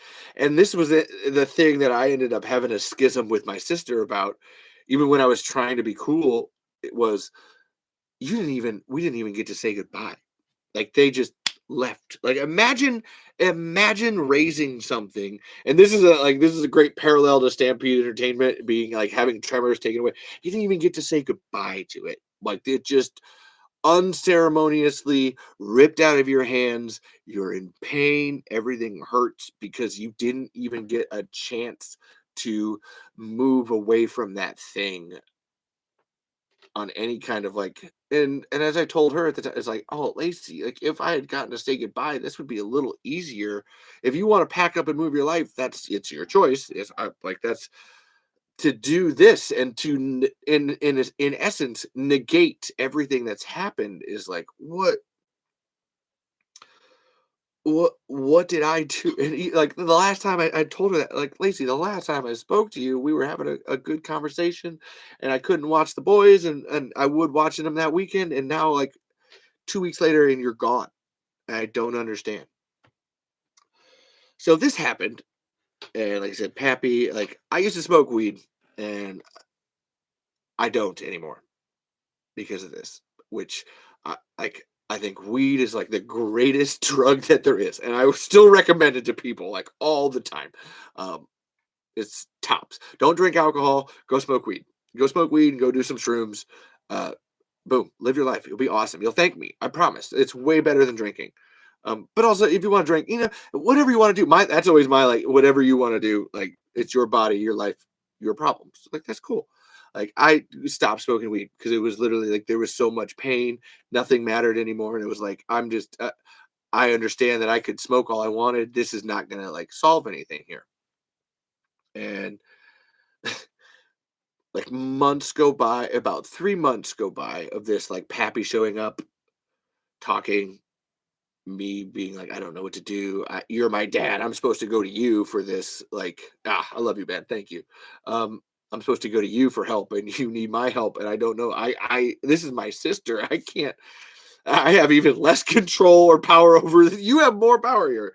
Um, and with all of us having feared because the guy that she was with, like I said, there's we had already seen and heard the rumblings of, and even talked to the police about, possible sex trafficking and drug trafficking, which seems ironic when I'm like, do drugs, but it's like, there was a time where one of Lacey's boyfriends sent us pictures of Lacey doing things to people. And let it be noted that I didn't mind talking about using olives as a female masturbation tool earlier. So when I go, like, doing things, understand that that's a subject that even I'm like, oh, whoa, fuck, man. Those are pictures that you never want to see sent to you from about your sibling. So, and we all got them. And my dad got them. My mom got them. Caitlin got them. We all got them. So we all have these fears, and, like, we love these boys, and they're down in Arizona, and it's painful. And, like, 3 months go by, and eventually my mom drives down, or she flies. She either flies or drives. I think she drove. No, she fly. Oh yeah, she flew down and drove back. She flies down to Arizona with another guy, like Craig guy, to have him help and be a man there, to be like, no, look, Lacey, you are leaving. You are not staying here. This is not. This is horrible. Like, you have to leave. And even more so, trying to be that buffer for. And as this is where, let this story be told in terms of, like, if Lacey's listening. I know she's not, but if Lacey's listening, let it be known that it's like, I know that there was another influence in that, of, like, she was with that guy. I'll call him out, T-Mac. Like, he was, like, in the car. You're in a car with a guy that's abusive, and you're in Mississippi, and, and you're driving. You don't have a choice. You're gonna listen to that guy. He's gonna take you everywhere. Like, and she's tiny. Like, Lacey's just this little tiny person. She's badass. She's fucking badass. Like, beat a motherfucker. But sometimes even the strongest person in the world sometimes can't beat up their biggest problems. So I have a massive amount of sympathy and empathy for this situation. And Mom went down and was like, "Lacey, no, we know, we're all aware of what's happening here. Please, we got to leave." And Lacey left. Like Lacey went with mom and drove back, and they went to the That's how I know that she flew down and they drove back because uh around Shamar's birthday, which is July 19th, I called them. I had no idea about any of this, and I called them to be like, "Hey, I miss you guys. What's up?" And they're all in a car, and they're like, "Hey, yeah, we're coming back." And I'm like, "Oh my god, what the fuck is fucking happening? This is insane." Okay, whoa, what the fuck, man? Great, that's great, awesome, cool. My heart's been broken. I've gone through what I can only describe as the biggest depression of my life. But cool. Moving on up. I love that. Thank you. Awesome, great. And mom brings her back, and literally the first day that Lacey comes back, she's like, "Will you watch the boys?" And, Caitlin and I end up watching the boy. Haven't seen them in months. They're ripped out of our arms, and we're like, we're gonna watch them now, yeah, because we were, obviously, I don't care. That's my brain scrambling. Yes, I love my nephews. I'm there for them. Um, this is where the story gets interesting. All right, so Lacey comes back, and like Caitlin and I had this thing of like, so are we going to talk about this? Like, is there like, are we going to get an apology from Lacey? Is there anything that's going to happen here to acknowledge this horror that we all just got put through over 3 months? Is anybody going to like say anything and do anything?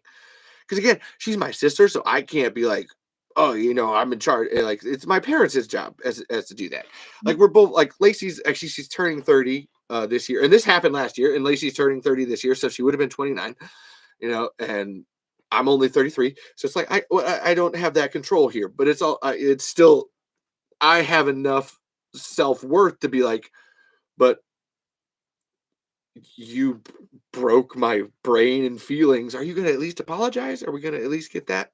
And mom and dad both had this thing because they're grandparents, and they were so afraid of losing their grandkids ever again, that they didn't want Lacey to feel uncomfortable. All right. And we talked earlier that honesty is my best policy and it was like, like and I, to an extent, I understand that, of like, yeah, I get it. Like, it's easier for me and Caitlin because we're younger, so there's more of a time ability to like make things up again. When you're older like that, then like you want as much time with your grandkids as possible. You don't want another all of a sudden move to Arizona situation again. That's bad. However, everybody started to kind of get resentful towards us for being like, I'd like an apology though. Like, I gotta keep watching the kids and keep doing this. I need some, and it's not even. I can't even say an apology is the thing. I need Lacey to come in and recognize and have a discussion about this and move on, because Lacey left, and like, this is the, like, she was living in this game on building, and this whole business was her idea initially. She come back and she's like, oh yeah, now I'm back in, right? And it's like, what? I mean, and Caitlin and I had literally been working down there doing drywall and mudding this whole building, and it was just like, okay, like, I don't. You can come back if you say a couple things in my mind, but Pappy was like, no, no, no, it's fine. She gets to just like come back. And yes, needed accountability, because to move forward with someone like that, you need to know, like, okay, are you going to do that? And in my mind, are you going to do that again? That's always that's the apology doesn't matter so much as like, I need you to say this out loud, that you're not going to do this again. Like, it's not the apology to be like, oh, I know that this was bad, and I know that I shouldn't have done this. I'm not going to do that again. Then it's like, okay, cool, great, move on. And just as a point of fact, that conversation still hasn't happened yet. And there eventually reached a point where Pappy, through some contrived reasons, uh, because he had me have some kids down there helping us out. He didn't like that I had them on the scaffoldings. Like he was upset about that. I was like, I'm okay. I'm not. That's fine. And oh wow, Edwin, that's fine. Hey, this is my I get it, man. I made Edwin bounce with this. Holy shit.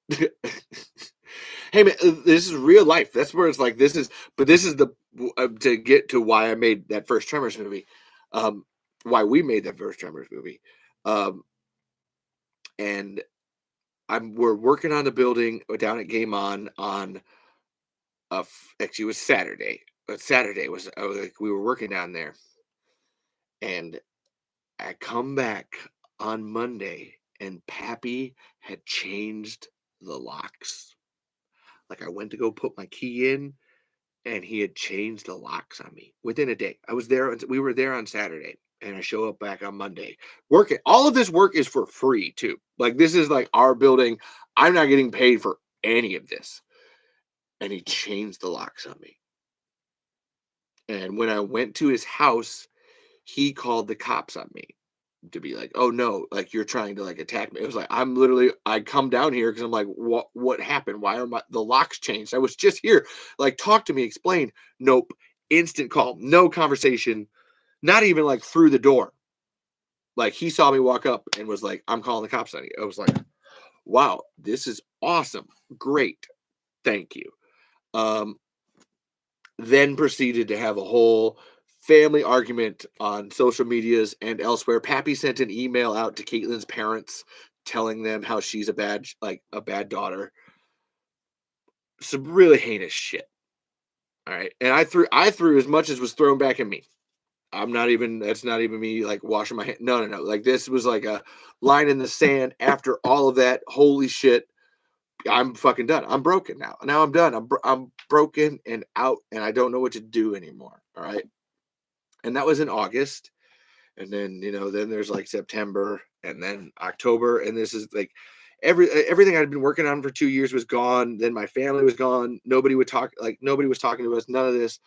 And it comes time for Caitlin and I's anniversary. Like, no joke. It's our second anniversary.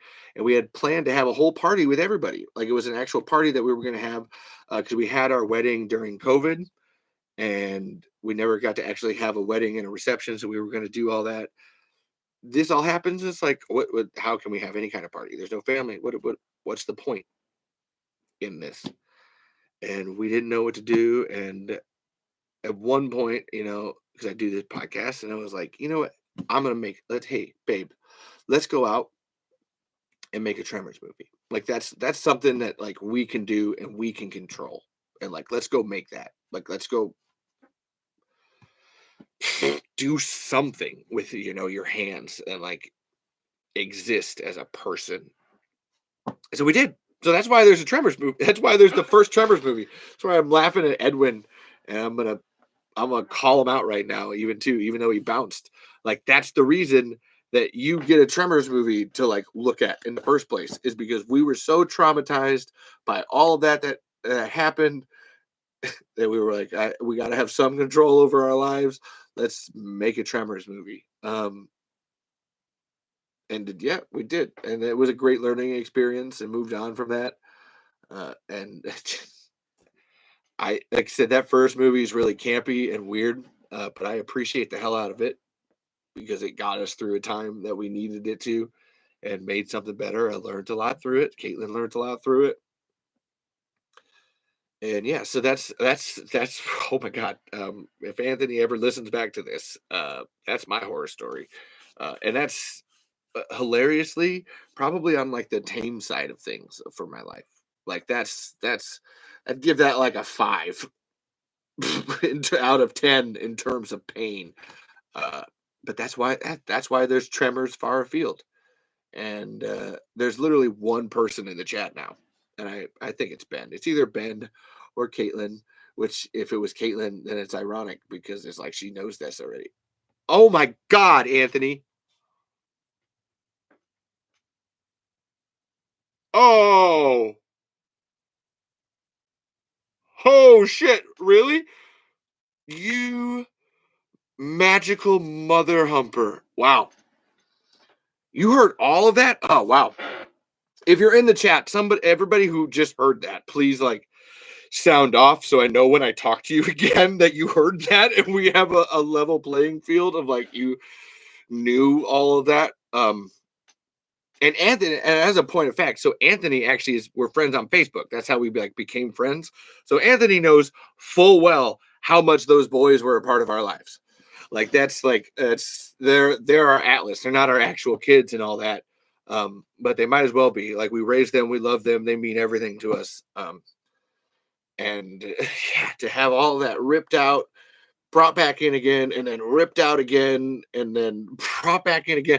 And that's where like now we're back down at Game On again. And now we're still opening it up. I'm still doing it and not getting paid. I finally got another key to the new lock on it.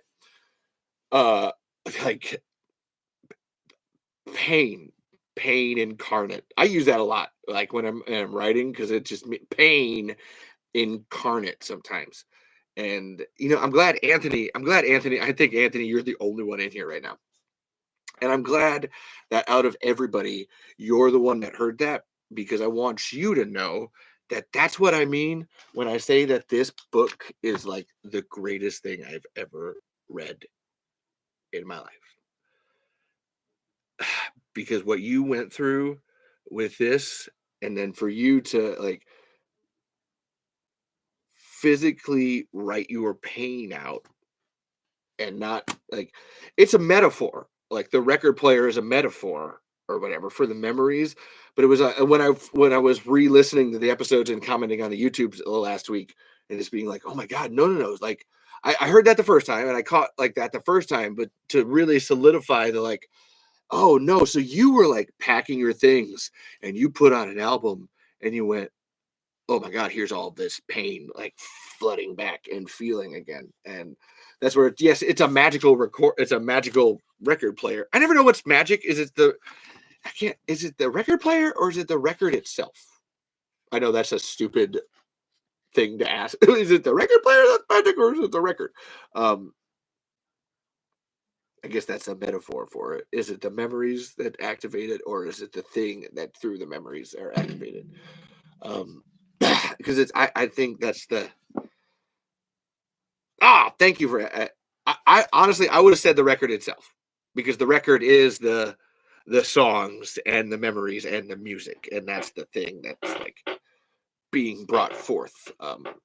Because it's the specific songs really, which again I'm still waiting for that vinyl to be pressed. I'm being like, please let me, like, I'm being glib when I say like, God, because I do like those songs, and when I found out that you can sing and stuff, it's like, God damn, this is cool, man. I really I just love it. And I feel it, and I'd love to listen to that album. I would sing it if I set up for you to make it happen, although it doesn't work as much like that. And yeah, so that's where, so the first movie that we made, Tremors Far Afield, I can't say that I was confident enough to do something that was like my pain. Like I was like, I want to make a Tremors movie, and I knew I wanted to use my stories and my writings. Oh, Diana would do it. Oh, fuck yeah, I love her too. Yes. You got to get Diana and producer Sean to sing it with you too. Producer Sean's got a good voice. Which I gotta blame you, Anthony, for making me love the Don't Make It Weird podcast. I fucking love those guys so much. But like with our first movie, it was definitely like an exercise in writing, in story, and I don't know if I was like comfortable enough yet to like bleed. I was bleeding and learning to that, like of that pain. Honestly, I would say that Anthony will know this, like the Come On Down Harmontown movie that I made, that was actually me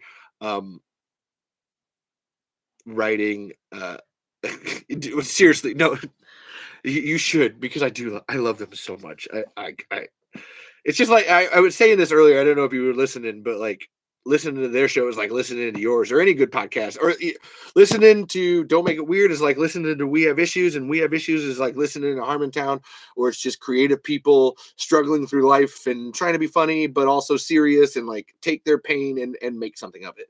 um and so with the first Tremors movie, again, I was trying to learn. And I was talking about Come On Down Harmontown. Come On Down Harmontown is something that I have always like, you know what, that is so stupid and I love it. But I was so proud of myself for something that I did in that I had never done up until that point, which actually ties into why I'm sitting here talking alone, is that I have this ultimate like fear that like I can't make anything happen unless I do it by myself. Like to trust other people of just like, no, you know what you're doing, and yes, go and do it. And when it comes to creative things, like it's just like such a, I got such a fear that like it'll never like work out, and I have to like always do it on my own. And that actually goes into other aspects of my life too, where it's just like I feel like I'm if I don't do this and I don't pick everything up and grab it with my own hands and make it myself, then it's never going to happen, or it's never going to happen right, or it's never going to happen perfectly. But the point of that, and when my favorite part of that whole fucking 10-minute film was when I got up, because I play all the characters in the video. I play Dan Harmon and Aaron McGathy and Jeff Davis and Spencer Crittenden, and it's when my character got brought up on stage and says I'm just afraid that I have to do this all on my own, and that I don't think anybody else can help me.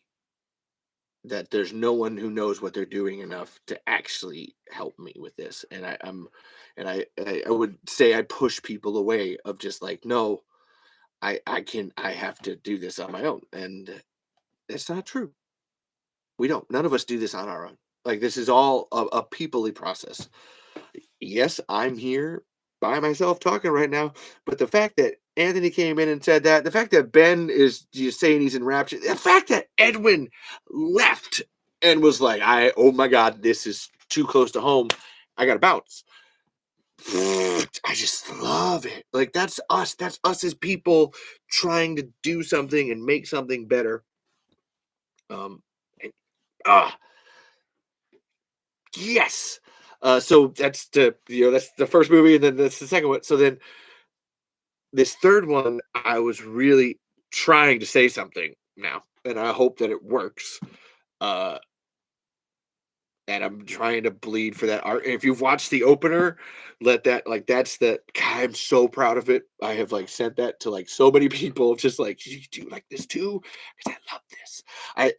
This was last week when I was editing it, and I had this thing of like the first 4 minutes of me editing it, it was like, okay, like this music, I see what I'm trying to do here. I don't know if this works yet, but I'm just trying. And then I got to minute 4, and it was like, oh, holy shit! I had the headphones on, and I went, oh my god, Caitlin, oh my god, this is amazing. I wasn't sure. This just fucking hit all of a sudden, and it was exactly where I thought it would hit. In this edit, yes, it's amazing. And then I literally like edited the last 2 minutes. It took me like 2 days to edit the first 4 minutes, but then the last 2 minutes took me an hour because it was like, fucking yeah, I know exactly where this is gonna go. And it was because it was like, but there was the pain to it. This like, I just felt it, even though it was so like.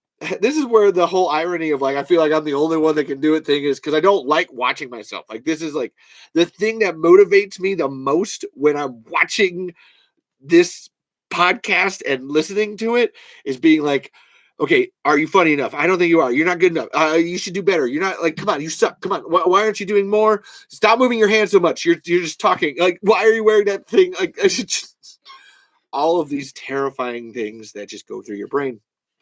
And watching myself see Michelle get taken underground, and then Steve dealing with it, and the it was the crescendo bit and then even my favorite part of it, this is so weird for me. My favorite part of it is when it alternates between my face. Like it's I like I don't like my face. Like it's really hard to look in a mirror sometimes. In this video, that's my point. Like it's probably why I'd like to have like three different cameras rolling, so that way I don't have to focus on any one, and I'm always jumping around. Uh, but looking at my face and seeing Eve bloody, and then looking at the hand and looking at the ring, and then cutting to the like killing the graboid and feeling, and then all covered in the viscera of the graboid and the pain right there. It's just like, damn, that's that fucking rocks and rolls, man. That god damn. Uh, just appreciate. I got it. I got it. I got it. Other people try to tell me this all the time that I'm good at what I do, and it was like, oh, okay, I see it. That was it right there. Um, and yeah, I'm really excited to see where I go with the rest of it. The rest of it's the whole point of the story is that, you know, when you're talking about something that's absolutely unbelievable, people don't believe you until they experience it themselves. Like that is the theme of the story. And even how your own trauma as you bring it forward, like you how you carry that informs how other people react to you. Like that's always your like you always have that baggage, and until you find a way to absolve yourself of that, then you can't save anybody. You can't do anything else. Like you have to be cool with that and move on, and then you can save people from the monsters that are inherent in the world. Which I think is, if you're watching this podcast, I think we all know exactly what I'm talking about. Universal sucks. Like that's the me being like, no, we're gonna take our time, but we're gonna make a good Tremors movie that everybody loves and appreciate. That's not this campy fun thing. We're gonna do something different. Which brings me to my new point: making Tremors different. And it was so on the horrific podcast today, like today, when I was listening to Colin and Chris, and they were talking about how there's always that opener in a horror movie where somebody dies. It's a whole like, oh, they die, and you don't ever see that person again. And it doesn't matter. It's got no effect on the story besides the fact that people die. And I was like, oh, that's why I did this thing at the beginning. Is that like I hate that too. I was like it's I guess it's good for the punch or whatever, but like if somebody dies at the beginning, it needs to carry through the rest of the movie. Like that has to like keep going on. And I was like, yeah. So Michelle dies at the beginning, and then that's not just it. Like she just doesn't die and we just move on. No, that's the ripple effect that continues from for the rest of the movie. That's what my character carries as the baggage. And I was like, yes, fucking doing something different. And I think everybody actually when I sent it to a lot of people, that was the biggest thing that I got. Oh, I wanted to mention the Splattercast guys, Dylan and Luke. Dylan and Luke, and I've done an interview with them for the Splattercast. The freaking freaked out, both of them. Like, holy shit, this is like, I've never seen this emotion in a Tremors movie before. This like is powerful. This like is doing something. This is new. This is not just doing a Tremors movie for the sake of doing a Tremors movie. And I'm not gonna say because I don't know if Colin will listen to this, but there's that thing that happens at the end of Tremors 7 it's a forced emotion thing. Like it doesn't actually give you there's no lead up to it to make you think that that's in like a punch. It's a little bit of a very cliched, okay, that's what happened. Now we're sad about it. And it's like, no. I wanted to make something that meant something. And there's sadder moments later on in the film. And so trying to make something different. All right. And make it a different Tremors movie. That's where Anthony, if you're still listening, I don't care if you hate all the sequels. I kind of want to see your reboot sequel that just goes from Tremors 1 to Anthony's Tremors 1.5. I want to see it. It's new. It's different. And I gotta talk about this. I have to talk about this because this is insane to me. If you've ever watched the IT Crowd, okay, which it's hilarious that me, a transgendered person, is going to talk about how like they like the IT Crowd. I do. I like the IT Crowd, and I like Father Ted. I can still tell you that Graham Linehan is a transphobic asshole, and it kind of just thanks for souring those things for us there, buddy. Um, last night I watched a side by side comparison of the IT Crowd original, which is a British show, with the IT Crowd American, and it was horrifying. I mean, it was only 2 minutes, 2.5 minutes that we watched it because it was a sync up. And I was just like, I want everything to die in my brain right now and to have forgotten this because this is why. Because what made it bad was that there was no difference. All right. It was literally not, I can't just say the same script. It was the same script, the same cadence, the same everything. And it was like, what the fuck is happening? You didn't even bother to make anything new and different. You just went click, copy, paste. Joel McHale's Roy, and Richard Hiawatha is still Moss. We actually control V'd Richard Hiawatha. He's still the same person, and I could tell that Richard Hiawatha was like at a point during filming was like, oh my god, they're not even changing this. You know what I'm gonna do? I'm gonna go watch the old videos of this show and just literally repeat it. I'm going to do everything exactly the same that I did already because his was like even more like it was like a robot. Which, if you know, Richard Iowati is so out of character for him. He's such a dry, droll person that for him to be like, no, fuck you. This is a thing, and I'm not doing this. I'm not. It's a whole bullshit. Garth Marenghi's Dark Place is one of my favorite TV shows of like ever in terms of that. His Dean Lanner. I don't know where Madeline is, but if I had to guess, I would say she's buried somewhere in the Eastern Bloc. Garth was mad at me because there was a police raid on my flat, and in a fit of trying to get rid of some evidence, I accidentally threw many of the Dark Place tapes into the Thames. It was just like I don't care. That was just me. I just love Garth Marenghi. I'll talk about that anytime. Um, but seeing this like American like IT crowd was just, I was reminded of what like Tremors and how everybody likes to shit on the Don Michael Paul movies, and I have too. There's video proof that I have done that extensively on this show. But I was like, you know what? Like that's different. All right, like there's a bit of like rehash to it or whatever, but there's some differences, and I'm not.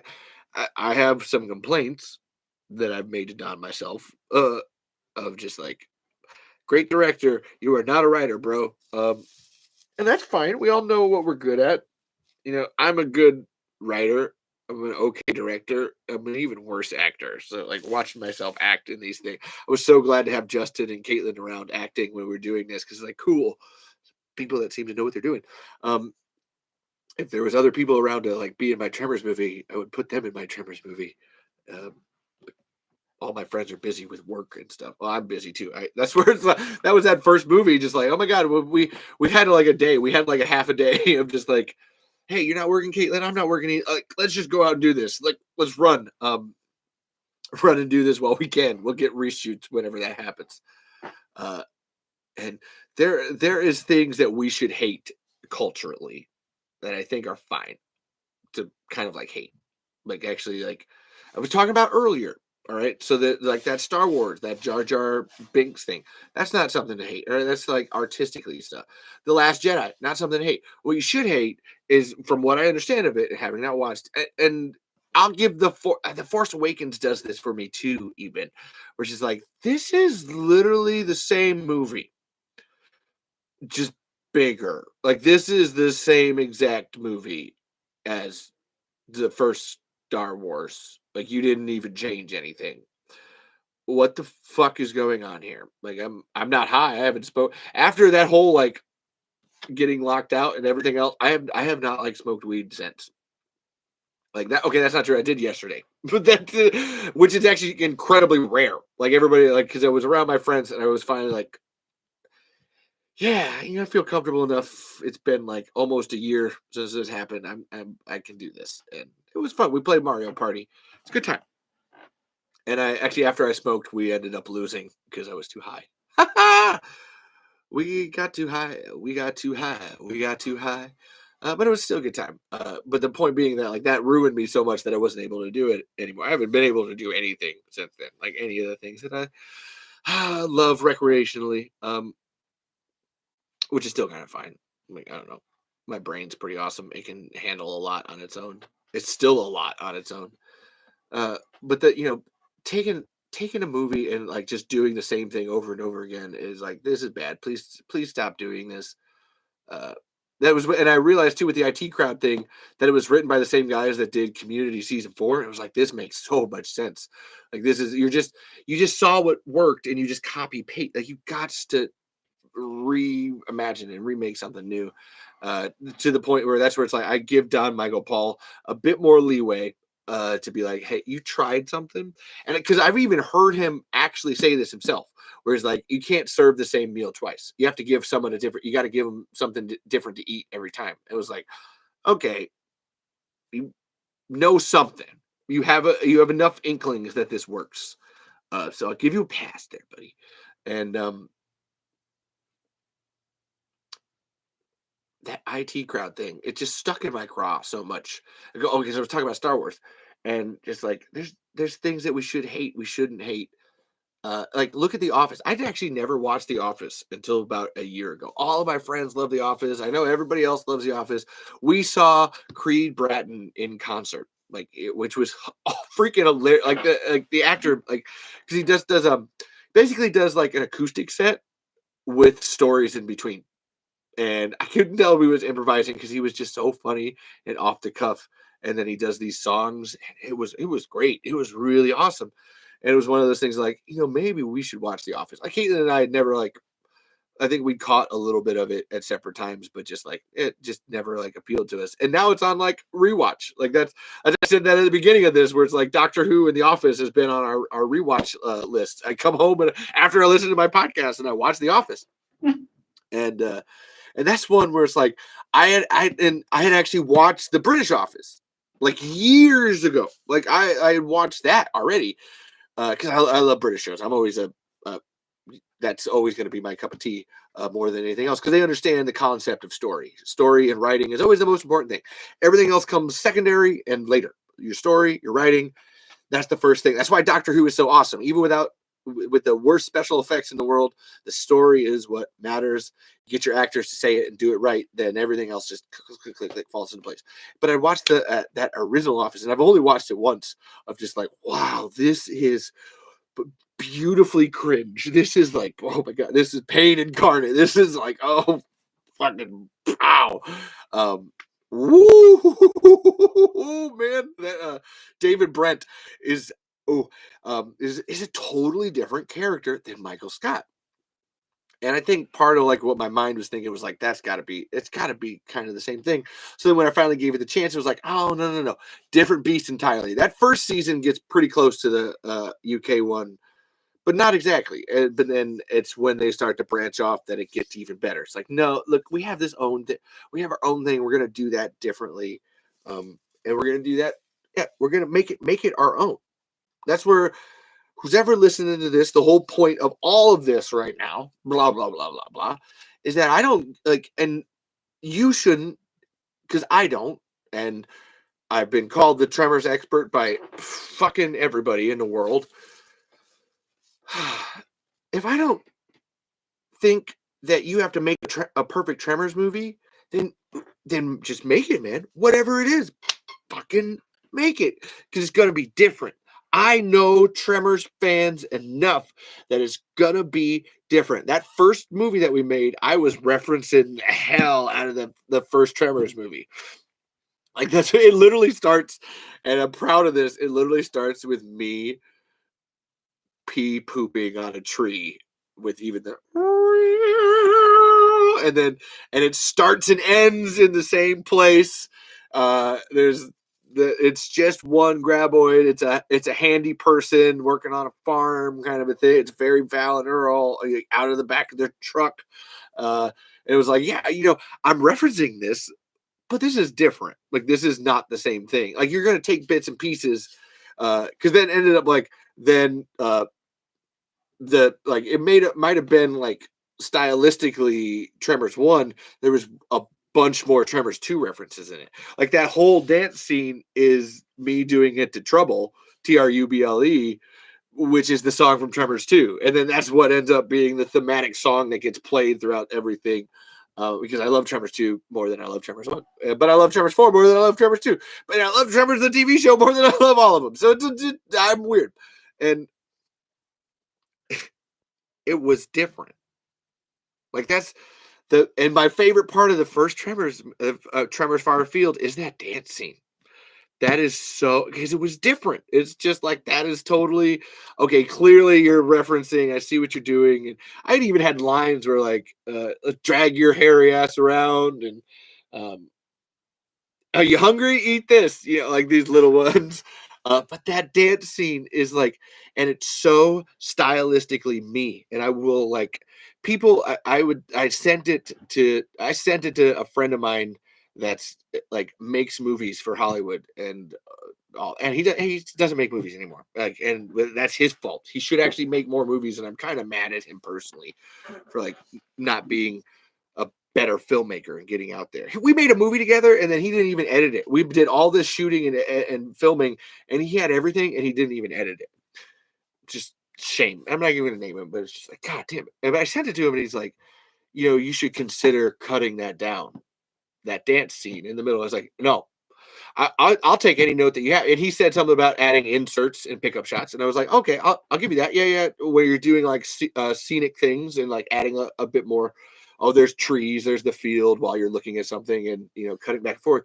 But it's like I will not cut a minute of this dance scene because in my mind, like why I wanted to do that, and we actually went back and reshot that separately. Like that was supposed to be we just like walked across the field. Like that was it. Like there was no like it was just kind of like walked across the field. And we went back because I was like, I have this idea. Like, what if like my character's like listening to music and is like dancing and like that's so weird and kooky, like out of nowhere. But also like it's something that I do. Like when I'm out there and I'm cleaning the sheds and I'm watching the cows and I'm in the fields, I dance and I sing. And you got to get into work when you're working hard like that. You got to find some way of just like, woo, I'm having fun with it.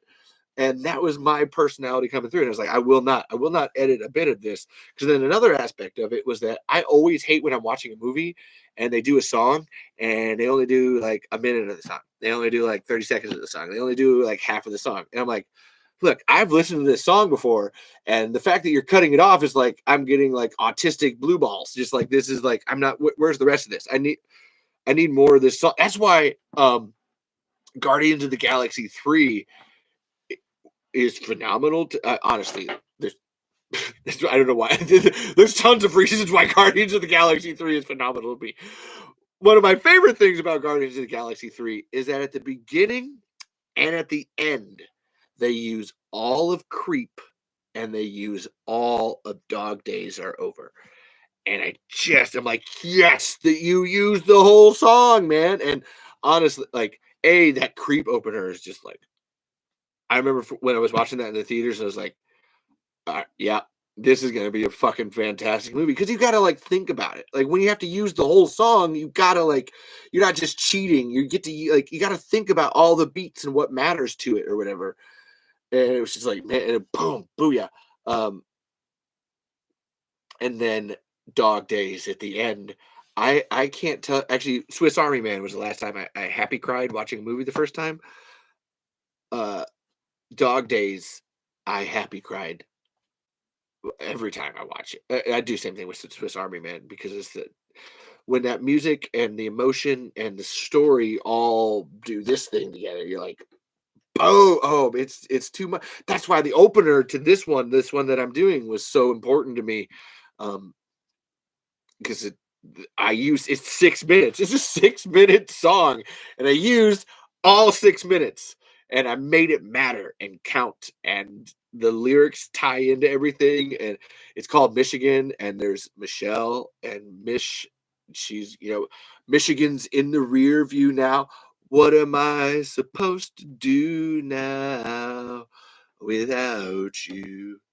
Without you. Um, and it's the you took the words right out my mouth when you knew that I would need 'em. It's like so when I did that first movie and I just danced like a fucking idiot in the middle of the field, I was like, I'm not cutting a bit, man. And that's all one take. Caitlin will talk about this. My ability to do things in the first draft or in the one take. It's like that dance sequence is all one take, baby. And it's so good. I'll do the best move in it is the one where it's like it's so stupid and I love it. But it speaks to me. It means something to me. Like I said, that first one I wasn't prepared to be like exalting my pain, so I was trying to like find ways to be myself as much as possible, and that was it. And so the point being of all that whole tangent of craziness is that I make your Tremors movie. I don't care what it is. I have already told people this, several people this, that like when I send them that, they're like, "You want to make a Tremors movie?" It's like, look, bro, I will if you fly me out to wherever you're at, I will write the script, I will direct it, I'll be in it, I'll make the score. I don't give a shit. Let's go. Let's fucking go. Let's make it. I got Jareth Rocks he's got his animatronic shriekers and he wants to do some more filming in like February. And I'm like, oh yeah, okay. I gotta finish editing my thing here. And once I'm done, then I'm gonna work on yours and we're gonna figure out this script and we're gonna make this happen. Cause I kind of want to be like, hey, look, you have enough money to spend like $16,000 on shriekers. Would you like fly me down? And like I'll do it all for free. As long as you like fly me down and like maybe feed me and have a spot for me to sleep. I don't even need a hotel. Like if you not even a couch. I will bring a sleeping bag and lay on your floor. I don't care. And I'll be like, all right, we're gonna make Tremors movie. I'm just coffee. I'm very sleepy. I just got to flight. And I know this isn't drunk. This is actually sleepy me is more like this. So okay, yep. We're gonna do this. We're gonna get up and go, and I will. Yeah, do it, man. I was talking to a guy on Twitter that was like he happened to find the video and was like, yeah, you want to like film a Tremors movie? Anytime you're in Utah, we'll film a Tremors movie. He's like, yeah, fly me out there, bro, and I will fucking do it, man. I don't care. I'll make anybody's dreams happen when it comes to Tremors. Like it's where I was calling out Ian's thing, and I love Edwin's idea, like and Ben's comic, like and Alicia's fan fiction. This is amazing. You're making something. Like it doesn't even have to be a movie. I appreciate all of it. Thank you for making something. You're so creative and awesome, and keep doing it because you're doing something different, and that matters, and that's important. Um, yeah, that's my make something different. Wow, I you know what, and because then Friends Make Tremors was my other uh thing here, and that's your friends. Have the people you love and learn and do better with and get out there and have a good time with them and make that magic happen. All of the Tremors movies that you know and love, everybody's having a great time behind the scenes. You can do that too.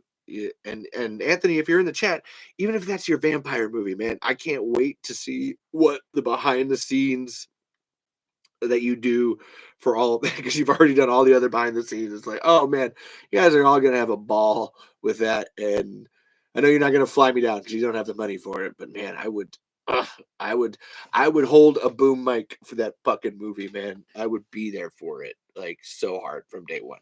Well, not from day one, because I missed those episodes because I didn't listen to them because I'm a bad friend initially. I'm changing that. I've noticed, and I'm being better. Yeah, get your friends, make your Tremors movies. That's my. If you want to make a Tremors movie, just do it, because Universal's not going to do it. Nobody else is going to do it. So like, do it.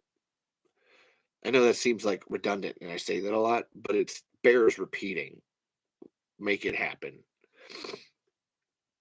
Um, like, like I have this idea that I want to talk to Michael Gross about, where Val and Bert have a phone call about um, Earl's death. Oh my god, which I completely forgot. Actually, before I made a Tremors movie, I made a Tremors movie, which I did when Fred Ward died. like about 2 days after he died, I went out and I filmed this call between between Earl and Bert. Um, and it was just them talking back and forth. Because again, Tremors 2 is, my second favorite Tremors movie. It's the first one I ever watched. Oh, thank you to Ken Sledge of Sledgehammer Horror. I'll bring him up later and getting to talk about that because that was so much fun. And Ken wants to be in a Tremors movie. Ken was literally, when I messaged him and it was telling, he's like, actually, when we got done with our interview, he was like, "Look, hey, where do you live, man? Like, where are you at?" And I was like, I live in Iowa." He's like, "Look, man, if you're making another Tremors movie, call me and I will be in it." And I was like, "Are you sure? Like, you live in Michigan?" He's like, "No, look, man, I will come down and I will be in whatever Tremors movie you're making. I just love Tremors and I love acting and I want to do it." And Ken's got a really good movie too. And I did talk about this last time, and it was so cool, like him trying his absolute best with the constraints that he had, making his horror movie. And he wants to keep going with it. It's like, fuck yeah, man. Um, and I made this this movie where Bert and Earl are just calling each other, and it's honestly the plot of it is that Earl is about to go do something that he thinks he's gonna like die on, but he's not saying that, and he's like calling Bert, and Bert, like, they haven't seen each other in a while, and it's just like Earl following up on this theory and this hunch, but they're really just like talking to each other. Like they haven't spoken to each other in a while. It's like Tremors too, like that whole like I haven't spoken to you in a while. Hi, hey, how you doing? You see, you've been laying low. No, not laying low. No, no. I've been real busy. Lots of projects. Um, and yeah, it was really cool. That was but I have this idea that I want to send to Michael because I think him and Kevin could do it without anybody. If they could film it and then send it to me, where I want Val and Bert to have a phone call with each other about Earl dying. Like, actually, that's them. Like, he calls him up. Right? And it would be Val calling Bert up to be like, "No, Earl died." And they have like an emotional back and forth about him as a friend and how they're never around for each other and they miss each other. And I think I could get Michael and Kevin to do it because it's this, like, hey, take your phones and film yourselves taking a phone call and reading lines. That's it. And then I'll do the rest. Send me the footage and I'll do the rest and I'll put that together and make that happen. I don't know about rights or anything like that, but we'll do. Fuck Universal, guys. I know you guys are kind of pissed at them too. So, look, let's just make something. Uh, I need to get on that. I guess I'm saying that one out loud just to be like, no, I need to get on that. That's a good one. And okay, I gotta say this just because I wrote it down. So on the Horrific podcast, Chris had this theory that I really want to expand and go in on. That, like, in Tremor 6, there was a parasite that like infected Bert and it was gonna kill him. But Chris was like, well, no, what if it was like turning him into like a graboid, a grabbertoid or a Bert blaster, as he called it. And I was like, you know what? I don't necessarily hate that, but can I realistic you for a minute? Let's tweak that a little bit. And I was like, what if like the graboid parasite is like a cordyceps fungus thing where like when it infects you, it like drives you like crazy and makes it so you're more prone to going out onto the ground where you can get eaten and then sucked into the ground easier. Like it's a parasite that like messes with your senses. And Caitlin sent me a text image. Hold on one second, but I'll finish this. And it's just the cordyceps fungus of. Oh, she caught a Charmander. Wow. Oh, and Chris actually just said, "Oh, I was talking about my Tremors in space thing." And Chris, literally, Chris, if you end up reading this, I'm reading your comment now about you would love to read my Tremors in space thing, which I'm still. I look, okay. You got to combine. Somebody's hearting me. I appreciate this. You got to combine. Um, I'm over outer space. No way, these are local boys. Government built a big surprise for the no mutation. And oh no, I've never seen him in the fossil record. Well, that was a British person. Well, there's nothing like them in the fossil record, so that just means they predate the fossil record, which would make them a couple billion years old. And I always thought, so no, what if they're from billions of years ago? when a meteor landed from space that had like the hatchlings of it in it, and then it got like mutated like Godzilla style, and then got to be a bigger size on our planet Earth, so that it's all of them combined. And hey, William's here. What's up, bud? And yeah, honestly, I have a. If you read on Reddit, I have a Reddit fan, a Reddit essay fan theory that's me combining Dune, Beetlejuice, Tremors, Slither, and Footloose, all of the good worm based movies together. And then we had this on the last episode, or not the last one, but the one with Caitlin, where Audrey 2 is totally a graboid, like from Little Shop of Horrors, like Feed Me, like that's a graboid variant. That's a plant graboid variant. It's like, damn, that's a good idea. I like that. But I would love to combine all of it and have Tremors in space in the past, or and yeah, it's okay, William. Everybody's left because I told a very, very dark story earlier.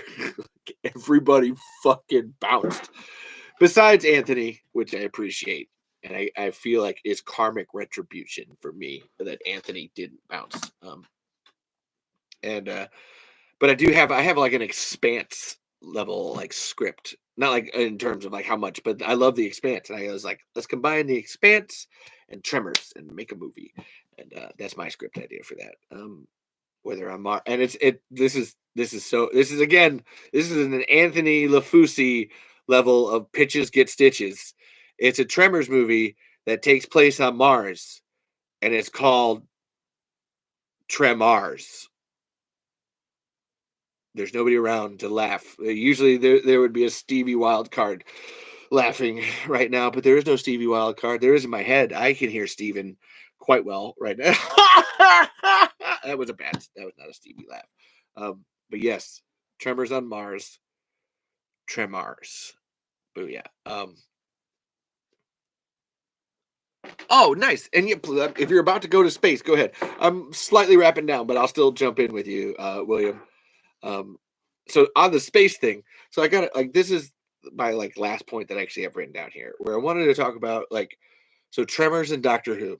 I'm not just combining these just because, but every time I've been watching Doctor Who lately, like I think about Stampede Entertainment and how they were able, like, they got kicked out, and then so now we have this thing now with like Russell T Davies coming back to Doctor Who, and I'm like, oh my god, so like now we have a precedent set of like let's bring back the people that we had before. Can we do that? Can we do that with Tremors? Like, I would appreciate that. Like, Doctor Who has paved the way for that. Of like, hey, yeah, let's bring back that guy that we really liked before. That sounds like a good idea. We don't always have to keep being new. Let's bring some of that past back in. Um, I don't really know where I was going with that. I just had it written down because I wanted to talk about how much I love Doctor Who. Those specials were awesome. There's actually supposed to be an episode in the new season of Doctor Who that's supposed to be Tremors in style. Like that's actually the description of it on the block that they did for filming. Is that there's like this gray, gooey pelican shape shifting alien, and it takes place in a small town, and it's meant to be like Tremors in tone, and it's like I'm excited for Doctor Who Tremors episode. But yeah, if Russell T Davies can come back, then Stampede Entertainment can come back. Bring that on, I say. But wow, okay. Oh my god, guys, I actually got through the list of things that I wrote down for once. You guys didn't distract me enough. I mean, actually, I appreciate that you didn't distract me.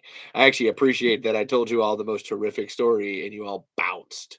Um, Maybe won't do that again. I probably will. I'll come back next week with an even better one. Actually, I'm not sure if I'll come back next week because it's Christmas. I'm kind of still deciding that. That's why I was doing this now. Ho ho! Oh no! Because it's just like we'll find out if I feel like it because it's fucking Christmas. Like this is already hard enough. The week before Christmas, and oh, it's only 9:30. I'm doing all right. Um,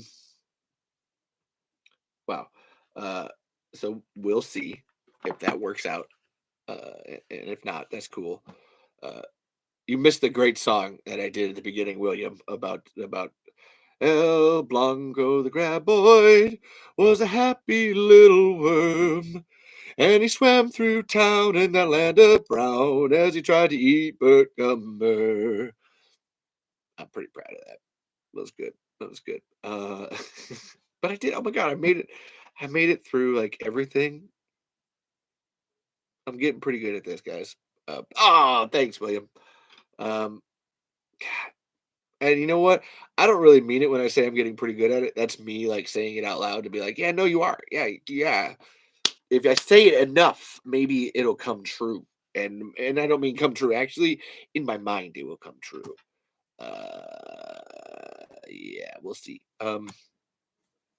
Yeah, so I just gotta say, just to end cap this, go listen to We Have Issues, and then even more than We Have Issues, go listen to the Don't Make It Weird podcast. Uh, Dina and I are new besties. I'm sorry, Anthony. You're an old toy now. I don't care.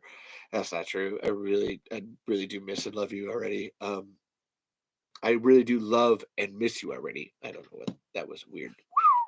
Um, and I do honestly, Dan and Sean and Dina on that show are just fantastic, and I love the rawness and the realness, as we've all discovered. I don't mind a little bit of like, we'll talk about how Oogie Boogie did nothing wrong, and then we'll talk about how like some really painful shit happened in my life. It's it's you got to have it all, man. That's life. That's life, the universe, and everything.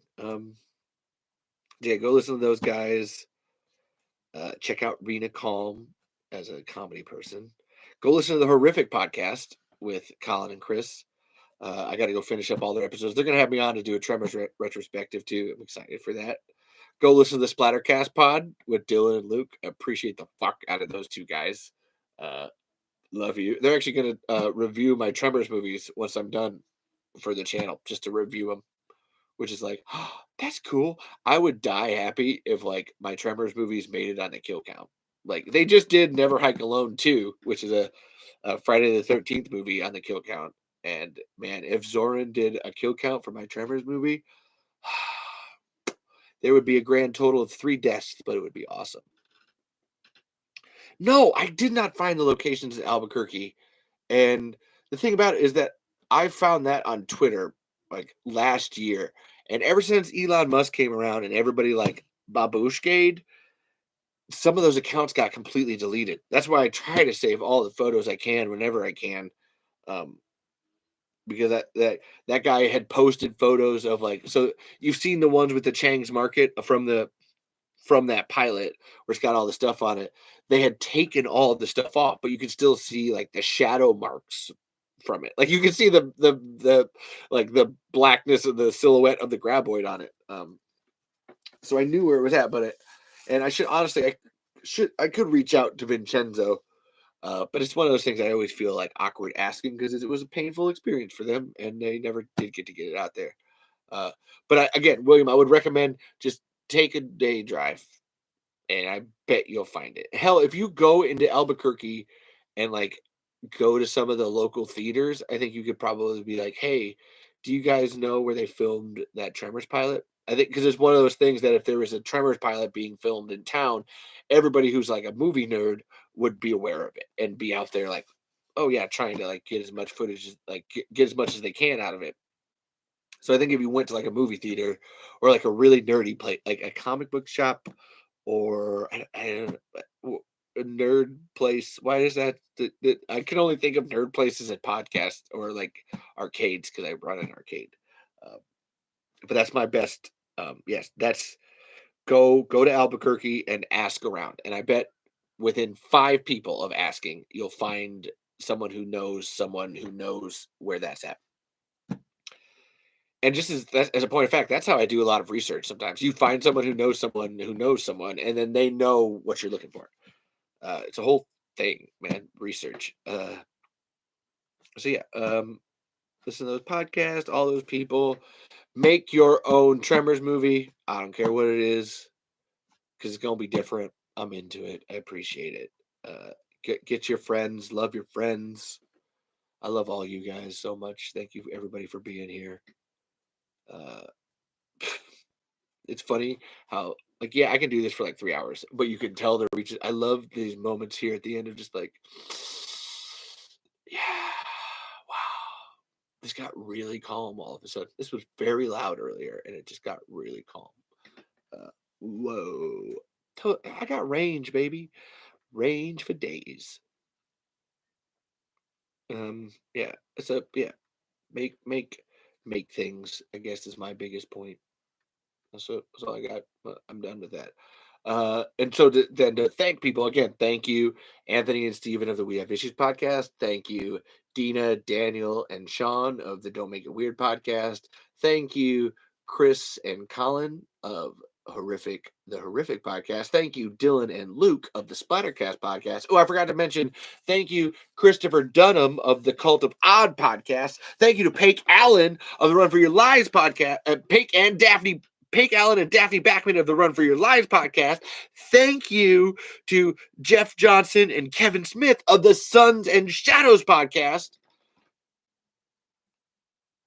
Those are all my favorite podcast people. If you want podcasts to listen to, replay what I just said. Thank you. I love you guys so much. Thank you to Octavio Lopez San Juan and his new Tremors book that's coming out soon. Cazadores de Graboides, La Historia de la Saga de Temblores, which figure that out, learn Spanish. Thank you, Octavio, for asking me questions. Thanks for calling me the #1 Tremors fan in the world. Thank you to Zoran for thinking that I'm one of a kind and I shouldn't change, but I won't. I will change. I will regenerate like the Doctor, and it'll be epic and awesome.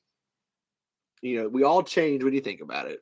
We're all different people, and we all change like breath on a mirror.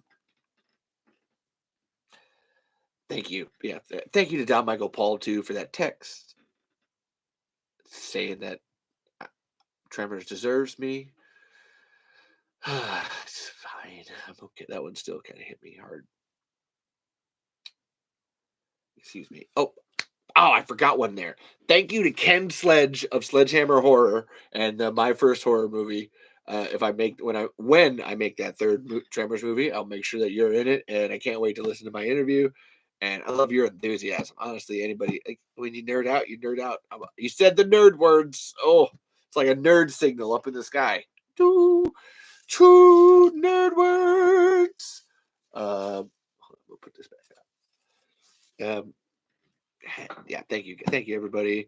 I'm gonna go through the chat. I'm just watch my finger. I'm gonna do this here while I'm here. I just want to see everybody that was here.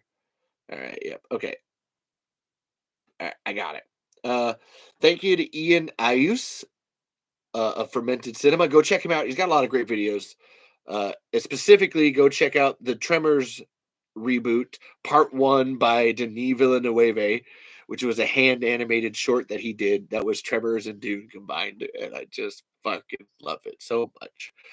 Thank you to Ben Sword, Pangea Starseed. He's got a great, sexy Tremors porn comic coming out, and I love it so much. I know she's not here, but I still have to thank her. Thank you to Alicia Pearson, who's always like championing this podcast and just like, this is awesome and great. I really loved what she said about the opener, where it's like the first half is hope and the second half is relentlessness. And it was like, fuck yeah. Or ruthlessness. Or no, something R-lessness. It was good. Going through, I want to save a couple of the. Okay. Thank you to Daniel and Dina for showing up. I really didn't think he would. I appreciate the hell out of that. Especially because Dina has no idea what Tremors is, never seen it, no idea. I assume that Daniel has an inkling of an idea of what Tremors is. And again, I just love the fuck out of those guys and Don't Make It Weird, and I appreciate them so much for showing up, talking about sexy olives and my feet. Thank you guys. Thank you to Edwin Bank in here. I know that you had a bit of a trouble with what we were dealing with those topics, and you had to bounce. But I look forward to your animated short, The Deaf Mute Guy. That sounds really good for a Tremors movie. Like that's doing something different. I appreciate that. Damn it, come on. I'm trying to excuse me, everybody. Just this freaking there it is. Okay. Thank you to that. Thank you to William here for showing up at the end, coming in clutch. Boom, boom, boom, boom. I appreciate the fuck out of you, bro. I should have sent this to you as a message. That's totally my bad. I will do that next time, just so you like no. Um, and then Mr. Anthony Antoine Star Puncher Esquire the third. Thank you so much for actually listening to that whole horrific story and letting me know that I wasn't alone in that pain and whatever that was. And I'll do it again because I'll do it every fucking time. I really do. I did. I don't again, Anthony, I don't know if you heard that part, but I did. Well, actually you should know because it you're getting my like credit card information and I hope it's you like why the hell did Levi buy 3 fucking comics and send it to like 6 different people? It's like, yeah, because I love this so much that I want other people to experience it as a Christmas present, which is odd. But thank you so much for your pain. And everybody, please read Play It Again by Anthony LaFusi and Stephen Todd. This is just, I've talked about it before. One of my favorite comics of all time, which isn't saying much because I don't read comics, but this is just a great story and amazing. And I love it. And again, thank you for being here. I appreciate the hell out of you. And I'm sorry that I gave you too many notes on your script. I just really wanted to be perfect. And I hope, like I said, I hope that you would give me those notes in kind. I never say anything to someone that I wouldn't want them to say back to me. If you and I did send you my script too, so if you had those notes to say, you never said them. So it was like, please be like, even if it's after the fact, be like, this is how you're a fuck up. It's like, okay, I am a fuck up. I appreciate that. Yeah, but thank you so much. Again, that the red wine thing is a Lost Boys reference, and then build from that. That was my point that I was getting at. Yeah, so thank you again. Thank you to Steve Wilson, Steve SS Wilson, and Michelle Wilson. Who Steve and Michelle? Look at those names there. That's why they're in the opener. Thank you to you guys, and Ron Underwood, and Brent Maddock, and Nancy Roberts. And thank you so much for making all of this happen and for all of this being here. And I'll thank Michael Gross and Jonathan Melville too for keeping that magic alive even after everything like disappeared. Like you guys go if you have Tremors fans on your Christmas list, go buy Seeking Perfection by Jonathan Melville. The Tremors Guide. The Tremors Guide. Go buy it. But thank you, Stampede people. That's who I call that. And then Steve is like about done with his lost tapes. Go over to at Real Deal Productions on YouTube and watch the rest of those lost tapes. He's got 40 of them in, and Bob Wilson's footage is just about out, and it's been great. It's been an awesome run, and I pretty much everything that like is in my Tremors movies, I learned from those lost tapes. That's where I got that from. So we wouldn't have my Tremors movies without it. So go learn yourself. Um, yeah, thank you guys all so much. And as I always like to do, I want to thank my mom. Hilariously, my mom today called me this morning, and she was like, "Hey, I have some like Tom and Judy have some pumpkins outside of their house. Do you need pumpkins still?"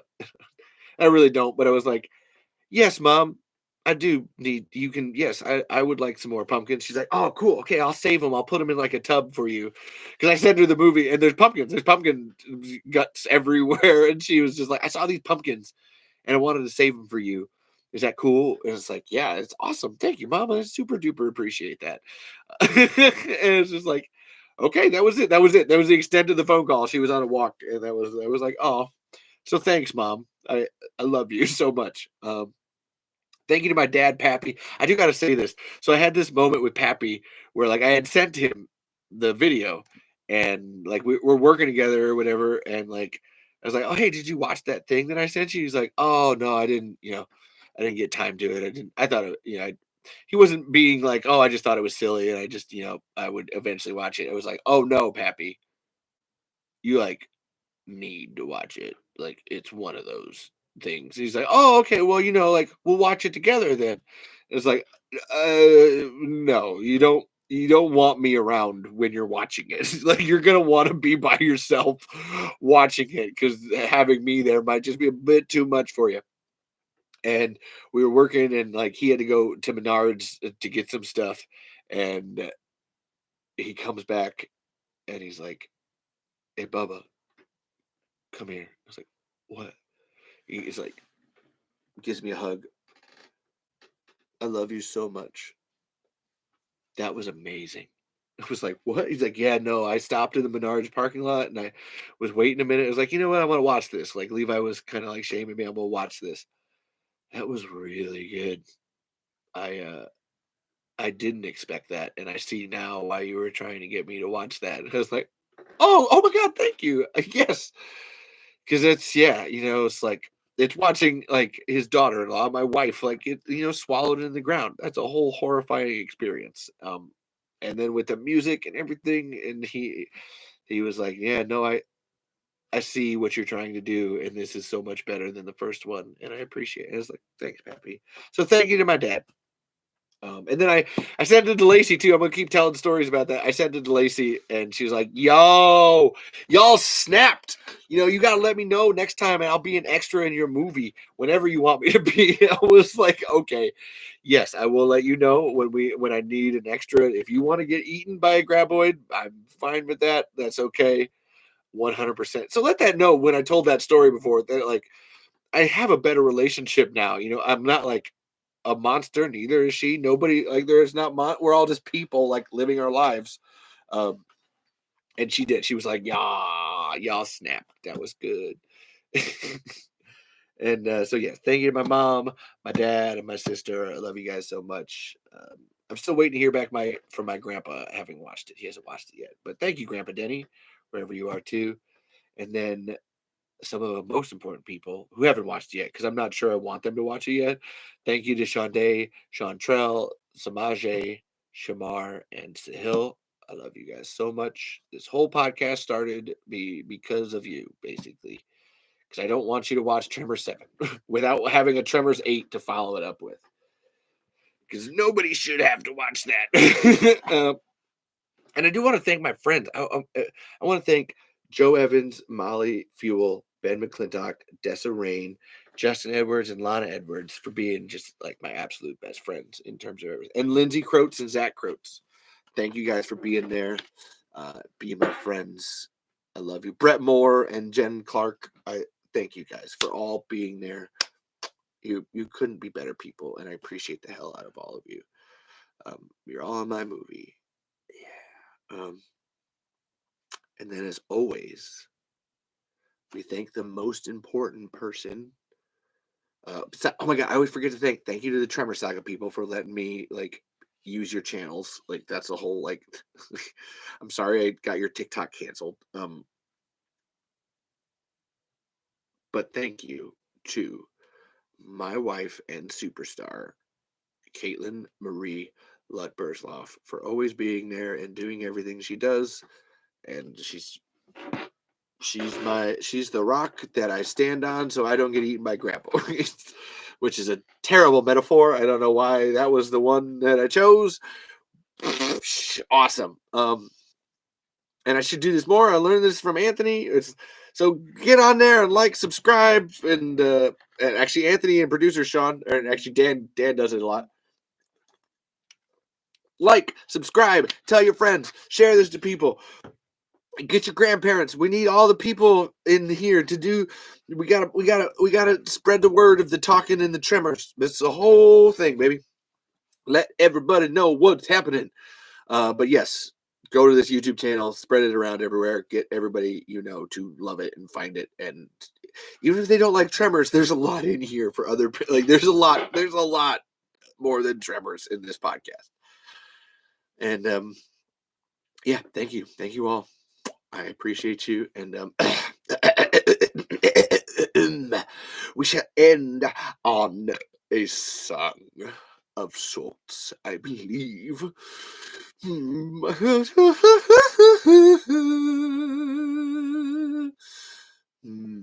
mm, mm.